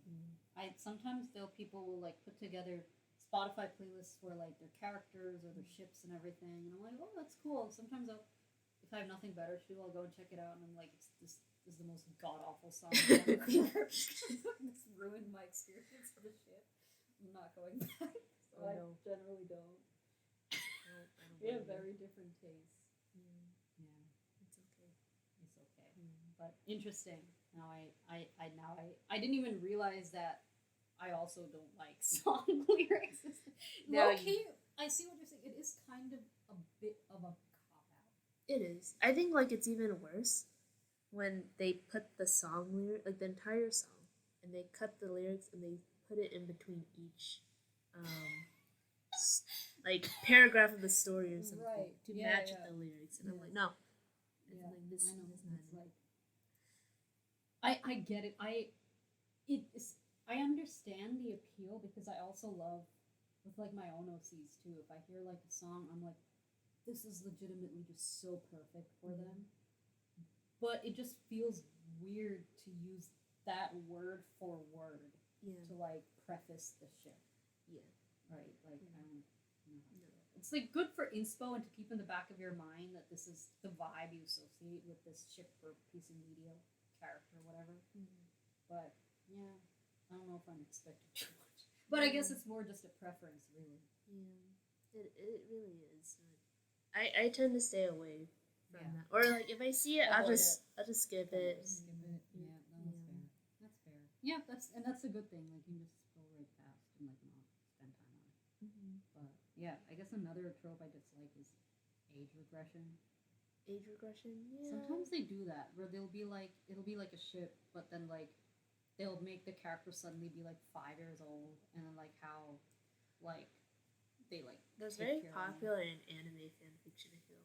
Oh. Or bigger fan, at least for me, I've noticed that with bigger fan bases, and I think it's just to like, it's a cute scenario where it'd be like, what would happen if like this character encountered or had to deal with the younger version of this character, and then they ask questions like, well, what am I gonna be like when I'm older and stuff like that, and it's like, it's sort of cute, but that's more on the wholesome side. Right. But how do you feel, and I don't know if you've followed it or seen it, But there are moments where fandoms will have like events where they'll release themed like kind of on social media and fanfiction Discord stories. servers and stuff like that. Yeah. I don't know. I feel like I guess maybe I'm not like I do think I am chronically online. I guess it depends. The different events do different things. Like some events will be like each day is a different theme. Yes. Yeah. Like that I do like if on occasional days like I like but I think for the most part I kind of like it more when it is something original that was produced on like the spur of the moment or like on a whim rather than like for an event. I do understand the value of those events because they're like community things and it's to get writers to overcome their writer's block, which is good. But like if I know that this was part of like a concerted ongoing event, I'm like, Really? That's a turn off for you? yeah, I don't know. I'm weird. I like again that doesn't matter if I do like the topic or the theme. Oh, but sometimes you feel like it's forced. Yeah, sometimes I feel it's forced. That's what I worry. Okay, that's fair. Yeah, sometimes I come across it by accident. Like it'll come on my... Exactly, and then you realize it's like part of an event. Yeah. That's what I'm used to seeing. Yeah, that makes sense. There are times when like I will happen to stumble upon the channel when they're organizing a fan event, and then like you'll see all the links come through, and you can like by definition check, or like not by definition, by default check. Then there are other times when it's just like, oh, you didn't know this was part of an event until we went to the end. Either way, I guess it doesn't really matter unless I like the trope that it's going for. But yeah, I don't know if it's like part of like a concerted movement. I'm like, would you partake? Well, here's the other thing. Would you ever write and publish fanfiction? I don't think so. I usually love whatever media I'm into. I usually enjoy it enough to the extent that I would want to read it. But I don't think I could ever produce my own. Like I like writing original stories, but I worry because at least for me specifically because I don't like things being OOC. I like things being canon compliant. I'd be so overcome with the pressure to make it perfectly according to how it would be if it was canon that I wouldn't be able to like write it out. Like I'm like putting myself in a chokehold. But yeah, what about you though? Would you create? I know you draw. Like you might draw. No, I've done it. I've done it before. Yeah. No, I legit have done. I wrote fanfiction before. Like, but on fanfiction.net, and it was like a long time ago. You've just awoken sleeper memories in me. Oh no, sleeper memories. Dude, you're so right. I used to write, you know, KHR, Kentucky Hitman Reborn. Oh yeah, that was such a big. I wrote like I remember writing 2 fanfics. You did write 2. You know what? I wrote 2. Not 2. I wrote fanfiction for Vampire Knight. Oh, nice. Yeah, but the only one I published was or I posted online. I can't say published. The only one I posted online was for 2 dead characters. You were into Dead Dome from the beginning. No, not Dead Dome, but like it was just 2 characters that like have already died in the series, like died prior to the series too, which is really funny. And I only did 1 chapter, and that was it. That's cool. That's good. That's good. And I pretty much ended it on like, I guess like a cliffhanger really, because it was meant to be a continuation of more, but I just couldn't. You know what would be crazy if there's some person somewhere in the world who read that and wishes you. Someone did. Someone commented, "Can you add more to the series?" I'm like, I didn't respond. The age-old question: can you please add? But you know, a lot of the fan fiction in my imagination I would write for. I would like literally physically write it in like journals and stuff. Oh, nice. Do you still have those on you, like preserved? I don't remember. I don't think I do. It's probably a while ago. You should check and then like read what you used to write. That would be cute. And really scary. You don't have to. You The good thing is you can keep that just for your eyes only. Yeah, I think that's the other thing too. I was self-aware that there are people out there who put like really poorly written fan fiction, and especially when someone's so young, you're like, I don't have the confidence in posting this. Yeah, that's good that you're self-aware of that, because I feel like a lot of people, there are grown adults who aren't aware of how bad their writing is. Yeah. Yeah. But I think like you should post your story for the sake of doing it. Because that's what art is. Yeah. And after that, don't look at the comments. Just keep posting. yeah, don't look at them. Yeah, it's a mixed bag with reading comments. I remember this was something I watched on one of Drew Gooden's YouTube videos, where he was talking about like how it's like a self like negating cycle of YouTubers reading comments under their videos, because it's like it either way the comments will be inflated in one direction or the other. So like the way YouTube works is that we will mostly show all the positive comments. So like you'll be exposed to like an artificially inflated amount of positive comments. So that is too much. And then like it'll only show a couple of the negative comments, which are usually really, really mean. Yeah. But it's like some of those negative comments might have genuine criticism that isn't showed. So it's like your content is never as good as people think it is, and it's also never as bad as people think it is. It's very hard to find a middle ground. But then maybe that's why you should take comments with a grain of salt. Yeah, I think it's... Same thing with like Reddit stories. Right? Yeah, it's like most of them... It's like sometimes I'll scroll down and the comments will point out things that I would never have noticed that clearly indicate that this could be fake. Be like, damn, they read really critically. I was taking this at face value. The only time I would critically read comments is if I'm watching a video essay, and then people want to input their own experiences or interpretations of what's being discussed. Yeah, that's okay. That's fair. It's like I also like it when it's like discussing. I guess it falls under video essays, like movie, like Easter eggs or things like that, and people will add their own theories and like insights in the comments. And the other time I also look at comments is if I'm watching a scary video game playthrough or a scary video and people like list the jump scares and the timestamps of those jump scares. That's important to me too. That's fair. That's fair. Hey, yeah, it's kind of scary. Have you watched The Haunting of Hill House yet on Netflix? It's the same creator as Midnight Mass. Midnight Mass, Blind Manor, and the recent one they did was Evermore, or it was like the one. I didn't know they did another one. Yeah, their most recent one is sort of heavily based on like Edgar Allan Poe. It's okay. It's pretty mid. Okay, all right. Then I won't check it out. But you should definitely check out Hill House though, because that was a masterpiece of storytelling and intensity, I guess. But the reason I bring it up is that there are some jump scares that are genuinely you would never predict them coming. But yeah, one of them is a famous point in the show. I think people who watched it will know. But yes, I think you'll like it. Maybe I'll watch it during Halloween time to get in the mood. Yo, that will make it even scarier, dude.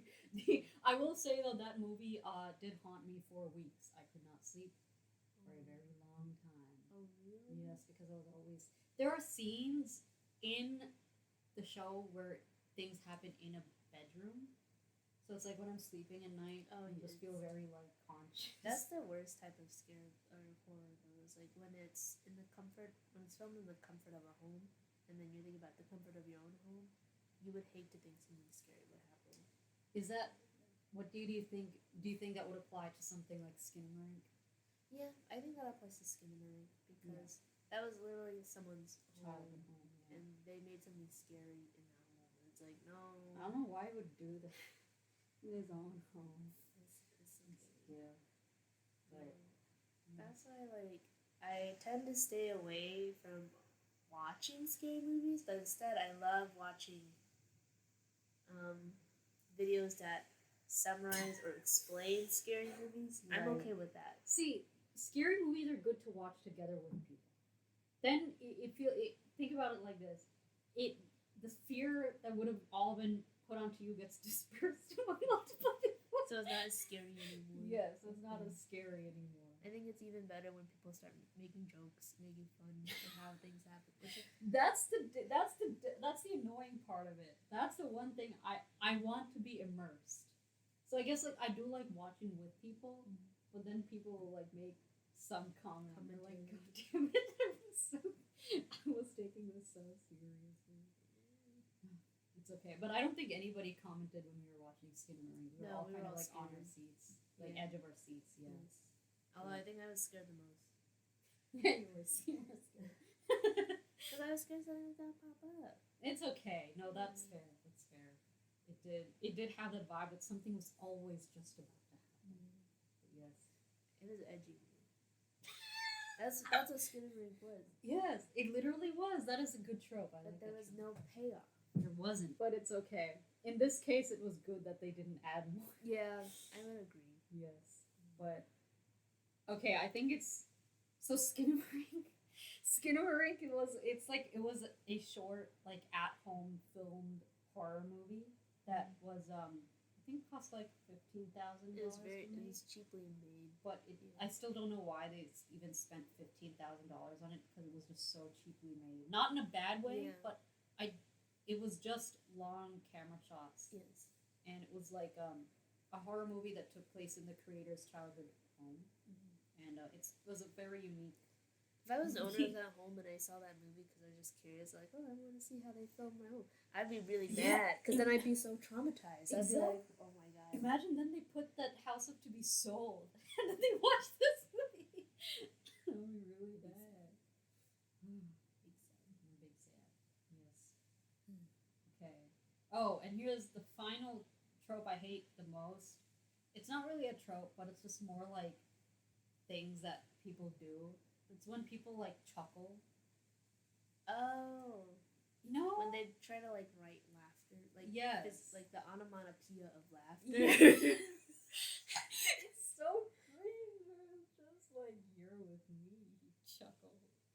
And it's just like, that's no one does. No one chuckles. No one chuckles or smirks. It's harder. I know a lot of people have a hard time inputting words for like vocal indications, like said is always overused, exclaimed and stuff, so people want to sort of be unique with the words that they're using. See, here's the thing with my thoughts on the said thing. I find it fascinating because I remember growing up during English class, they would say use anything but said. But like exclaimed or proclaimed or stated or like hissed or growled or whatever. But imagine doing that in published work where it's like I'm doing this, he growled, and she's doing that, like she hissed, and it's just like we go from like using that creativity to like that does sound a little immature. It's like the way. Is it like the cliche? It's It's like I think what people are going more for now is like connotation and like showing versus telling. Like even if you do use the word said, it's like and people use stated too. Like people they do vary it, but it's more like how they frame the sentence in the description such that you can imagine them saying it in a certain way, even though they use the word said at the end. So I guess it's more so like a demonstration of skill in the language to be able to show that without having to use very specific descriptors that show exactly what they're trying to say. Okay. No, I can understand that. Like a lot of the works that I like rarely use those like other descriptors, except if it, and then it makes it all the more powerful if something major does happen and like a character uses a very guttural tone to say that, and then they use like grunted or growled or something like that, then it's like, oh shit, like now it's like getting real. Like then it has more impact. I think it like just should be sparingly used. That's my opinion. No, I get that. I think that makes sense. I think that'll distinguish an amateur writer from a more experienced writer. Yeah. right? Because an amateur writer will try their best to find a word to replace a common statement, like said, and being like, okay, this is different, I'll add it in here. Whereas, like, an experienced writer, like you said, will sort of build up to that scene, and again, they will do more of the showing than telling. Yeah. I think also it has to do with the way the story is structured and the passages are formatted. So like sometimes people won't even add like a said or anything after the fact. Like they'll say something like, I'm the quotes will be like, I'm gonna go over there, and then this following sentence will be like, he went and put like he went upstairs or something like that, where you don't have to say that he said it. You know that he did, and then he's moving on to another action. Yeah. So I feel like that it's also it's the way that the story is structured too, and the way it's set up that also makes a difference in terms of getting the story moving along. But yeah, it can be made to work. I feel like you said, it's like a mark between a more someone who's just starting out and someone who's kind of grasped how the language works. And I feel like and I don't know about you, but I feel like when I read fan fictions, sometimes I'm inspired by the way certain authors write as well. Yes. Yeah. Because some of them are. I remember you showed me some of the TGCF fan fictions, and they were so well written. I loved going back and rereading them because they're just really, really good writers. It's like, god dang. They are really good. Yeah. And I think that, and like even like the poorly written ones, I can look at it and be like, oh, is this what I do in my own writing, or like some things that you would know, like, okay, this is what I would not want to do. Right. So yeah. And like sometimes it's like even when you do read it, like not like something that's not written what you feel is up to par, you can still kind of see that there's promise in it because it includes things that you enjoy and they do some things well. I don't think I've ever encountered a piece that's ever fully just really bad. I think it's usually more like elements throughout that you kind of dislike, but you wouldn't have clicked on it in the first place if there wasn't something about it you thought you would like. Right. And normally the premise of the story is a really good sign of whether like it gives you a glimpse of what the writing style is like, and it also gives you a little snippet of like, okay, is this something I would read or not? As well. Yeah. So that's the one thing I like. And normally, most of the time, if I see a fan fiction that doesn't have a premise posted with the title, I would probably skip it. Yeah, same. Yeah. It's like I do kind of want to know what it's about, so I don't waste my time reading something I wouldn't like. Yeah.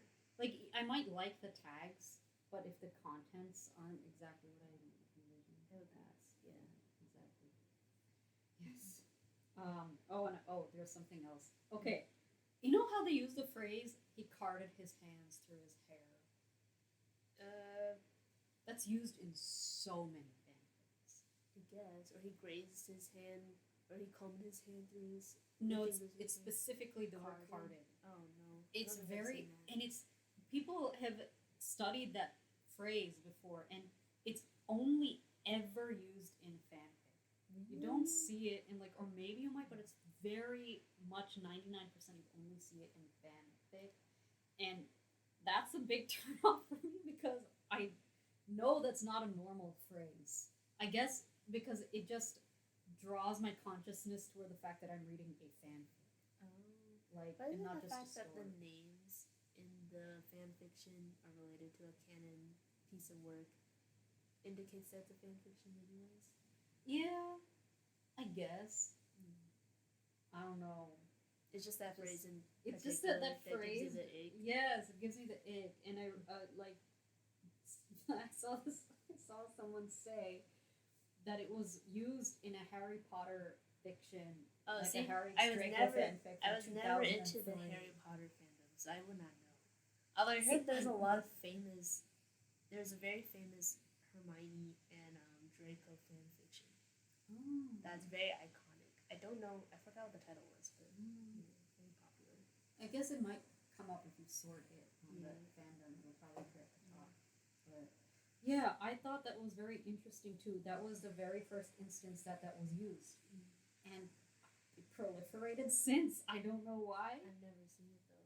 Yeah. Oh, So- okay. But that's very interesting. Okay, then I guess I've just come across a lot of not very. I can't think that I do really like. Ah, but yeah. Here's a question for you. Yes. Have most of the good fan fictions you've read been from anime fandoms or other fandoms? That's difficult. I, especially because I don't think I've been reading that many fanfic these days. I think it. I think other media. Other media? I think other media. I wonder if it's because like anime, the fandoms of anime is also made up of like a lot of younger audiences too. Yeah. So Yeah. it might have to do with the target audience. Yeah. Yeah. I think because it's so widespread, it's just inevitable that like anybody and everybody who's seen it will be writing for it. So I think really other media that people wouldn't expect to see fanfic for is what I think like has good content. Like Call of Duty, for example. gosh. I did not expect people to be writing fanfic about Me that. neither. Yeah. Yeah, exactly. But I'm like, damn, there's some good stuff. And Sword Maybe by I can check it Kudos. out. Yeah. There's I'll send you this is the Okay. most iconic fan fiction, and it is really good. Okay, In the fandom. I'll send it to you. I'll send it I'll your way. see. Yes. But do you have any other icks when it comes to fanfic? Like along with self-insert? Along with self-insert, I think like I feel like we talked about most of the icks so far that I can't really handle. I can't think of any other ones that are off. Because like you said, it's like the spur to read fan fiction really depends on which series you just finished Yeah. or which series you're currently deeply involved in, where you want to see more work. And then like once you get your fill, you sort of like take a break. You kind of taper off from it a little bit. And then like whenever you feel the urge to, you can always go back. Yeah. And reread the ones that you liked or like come across new ones. Yes. For example, I think when I finished the latest season of Stranger Things, I was like on a fanfic spur because the Steve and Eddie ship was really popular. So it was popping. I Yeah. haven't watched. Stranger I Things. haven't watched Stranger Things. I Yeah, it's okay. I mean, the first season was by far the best. I am curious to see how they wrap it up, so I think I'll watch the final. And if you don't like it, you can always read the fan fiction. And I'll always read the fanfiction if I don't like it. Exactly. Yeah. Yes. Would you ever consider writing fan fiction now? Just curious. And if you would, like, which fandom would it be for? Good question. If I were forced to write fanfic, You held at gunpoint. Yes. That's right. write one right now. I think it would be for Interview with the Vampire. The new Netflix. okay. Well, not Netflix, but like the new one, not the older one with like Tom Cruise and Brad Pitt. Tom Cruise and Brad Pitt version. Yeah, I will not be able to see them as Louis. No, And I would stop. see it as Tom Cruise from Mission Impossible and just Yeah. Brad Pitt, Angelina Jolie's ex-husband. Exactly. I think yes. they're divorced, right? I think yeah, and I They're think it was separated. low-key an abusive husband and Oh god. father. Yeah. But that's all I will be able to see them as. But yeah, I think I would be able to. If I were forced to, I would write it for them. Yeah, I very much enjoy their toxic shenanigans. Oh my god. But what about for you? If you were held at gunpoint? If I was held at gunpoint, I don't know. I'm trying to think. It's hard because I guess like, okay, you're right. Held at gunpoint. I had no choice. Yes. Yeah, I don't think either of us are fanfic writer Yeah. type people. I have no choice. I would probably do it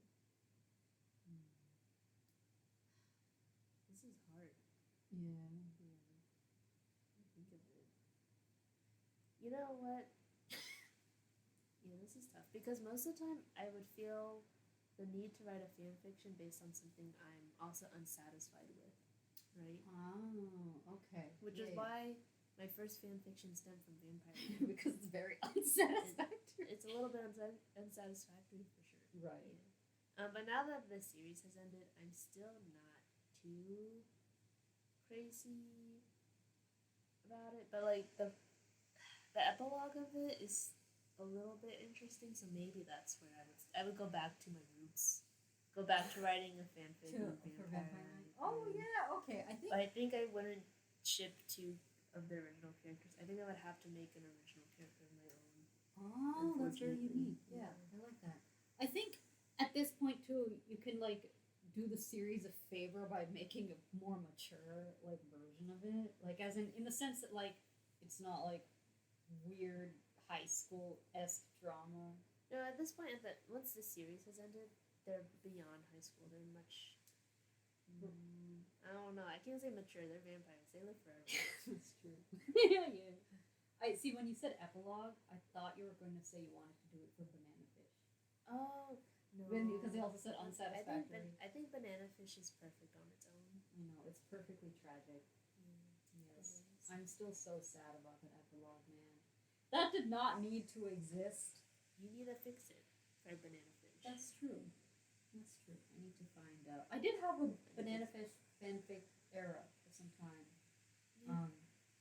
I for low key for a brief period. I liked Shorter with AG. The Ash's friend with the purple. No. Like, I mean, I can see it, but I still prefer AG with Ash. Yeah. I think the thing is, I think once I like read like a threesome fic, and I was like, this got me so. This is pretty good. So I was like, all right, let me check some more. But yeah, I ultimately prefer Ash and AG. Maybe that should be your fanfic continuation. Oh, them three. Yeah. That should be it. You're just silently nodding like, yeah, sure. Yeah. Oh, you know what? Actually, no. I like to be the consumer for fan fiction, but never too much the creator of it. Same. Because I feel like people could do it better. And I've seen people do it very good, so. I think some people have just such a good grasp, not just on writing, but also on the characters.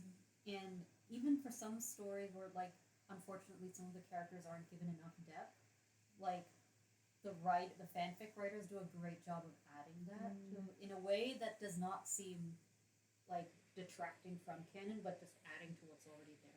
Yes, and it's just like I don't want to spoil that. Like that's really good. And it also kind of goes back to the whole problem with like authors not going to fandom and then inadvertently influencing your own writing. I feel like if I see like a really good fanfic with ideas that I really like, I'll be too inclined to subconsciously infuse that into my own writing. And at that point, like now, I'm a fanfic writer taking from another fanfic writer. But you're not writing a fanfic based on that same fanfic, though. That's true, and it's also not like something I'm publishing in bookstores for profit. Yeah. So that is, I guess, it's kind of. To be fair, yeah, you're right, because sometimes people will be like heavily inspired by at whoever, and then they'll link to the fanfic. Like that's art mimics art. It's art, yes. I guess it's like where do the lines lie for other things. Yeah. I do have some notes I thought related again to like the idea of like policing language and stuff, but I think that can be another. That could be another thing. I know we have like the whole censorship idea. I think that's its own thing, but it is a good lead-in to that. Yes, we'll talk about it another time because it's like a 2-hour episode. I think because we love reading and we also love writing, that for us reading fan fiction and like ingesting as like a is a fun thing for us to do, and I think it's a fun thing for other writers to do or other readers to do as well, for sure. Yeah. Yeah. I think I very much. You're right. In the end, I don't see myself as creative. I don't think I could ever do that, but I very much respect the incredible writers out there, and I admire the people who have the courage to put their work out there to be judged, and to learn and grow and everything. I think that is awesome. Yeah, I appreciate them for feeding us. Like Yes, a lot thank of you people for say we feed ourselves. Yes, exactly. Yeah. That's what I feel about some of the fandoms I'm in. There's like nobody. Nobody, and I'm just like, oh, why? And then you're pressured to like, maybe I should have my I own. have to make my own sauce. Yes, I have to make my own food. No. That's okay. I hope everyone knows. If you're interested in reading fan fiction, definitely go to AO3.com. Yes. It's free. Making an account is free. It's probably the most friendly site to use. And the most ubiquitous, I think, universal. Fanfiction.net used to be my first one, but I think it's pretty old, so definitely check out kind of AO3. phased out. Yeah. Like, I remember, like, the main ones were, like, what? I have a list here. It was, like, LiveJournal, fanfiction.net. That was, like, one of the old original. I think that was even before fanfiction, or around the same time. Okay. But I think people use that a lot as a mix of both fanfic and original stories, and a lot of drabbles. Okay. People post that a lot on there. Then there was Wattpad. We don't talk about Wattpad. That was the home of like the Wattpad is a horrible. I can't say horrible site, but it has a paywall now. No way. Yeah, it has a paywall. Oh. It has ads too. So go to AO3. Ad free, no paywall. Yes. Archive of our own. Yeah. It is very good. Yes. And we'll have what's the agreement form that'll pop up? Oh yeah, the United States government will read everything. Yeah, it will pop that up, but more so to satisfy legal things. I don't think the U.S. government wants to read dead doves, mafia Indians. Imagine if like cartels go into AO3 just to get some ideas from some of the messed up characters on there. I think they could care less. I know. Something frivolous. But yes. Indulge. Find your fix-it. And we should make that's beautiful. I should make that the title of this episode. Find your fix-it. Yeah. I love that. And also it's a fun way to like, I guess, low-key be more involved in the fandom without doing too much effort with being involved in the fandom. Yes. And there are definitely problems with that too, and the whole concept of fandom gatekeeping and policing and all of that will be a separate episode, because I think that's a big problem. That is a big issue. Yeah. But yeah, definitely try fan fiction. Yay! Find your fix-it. Yes.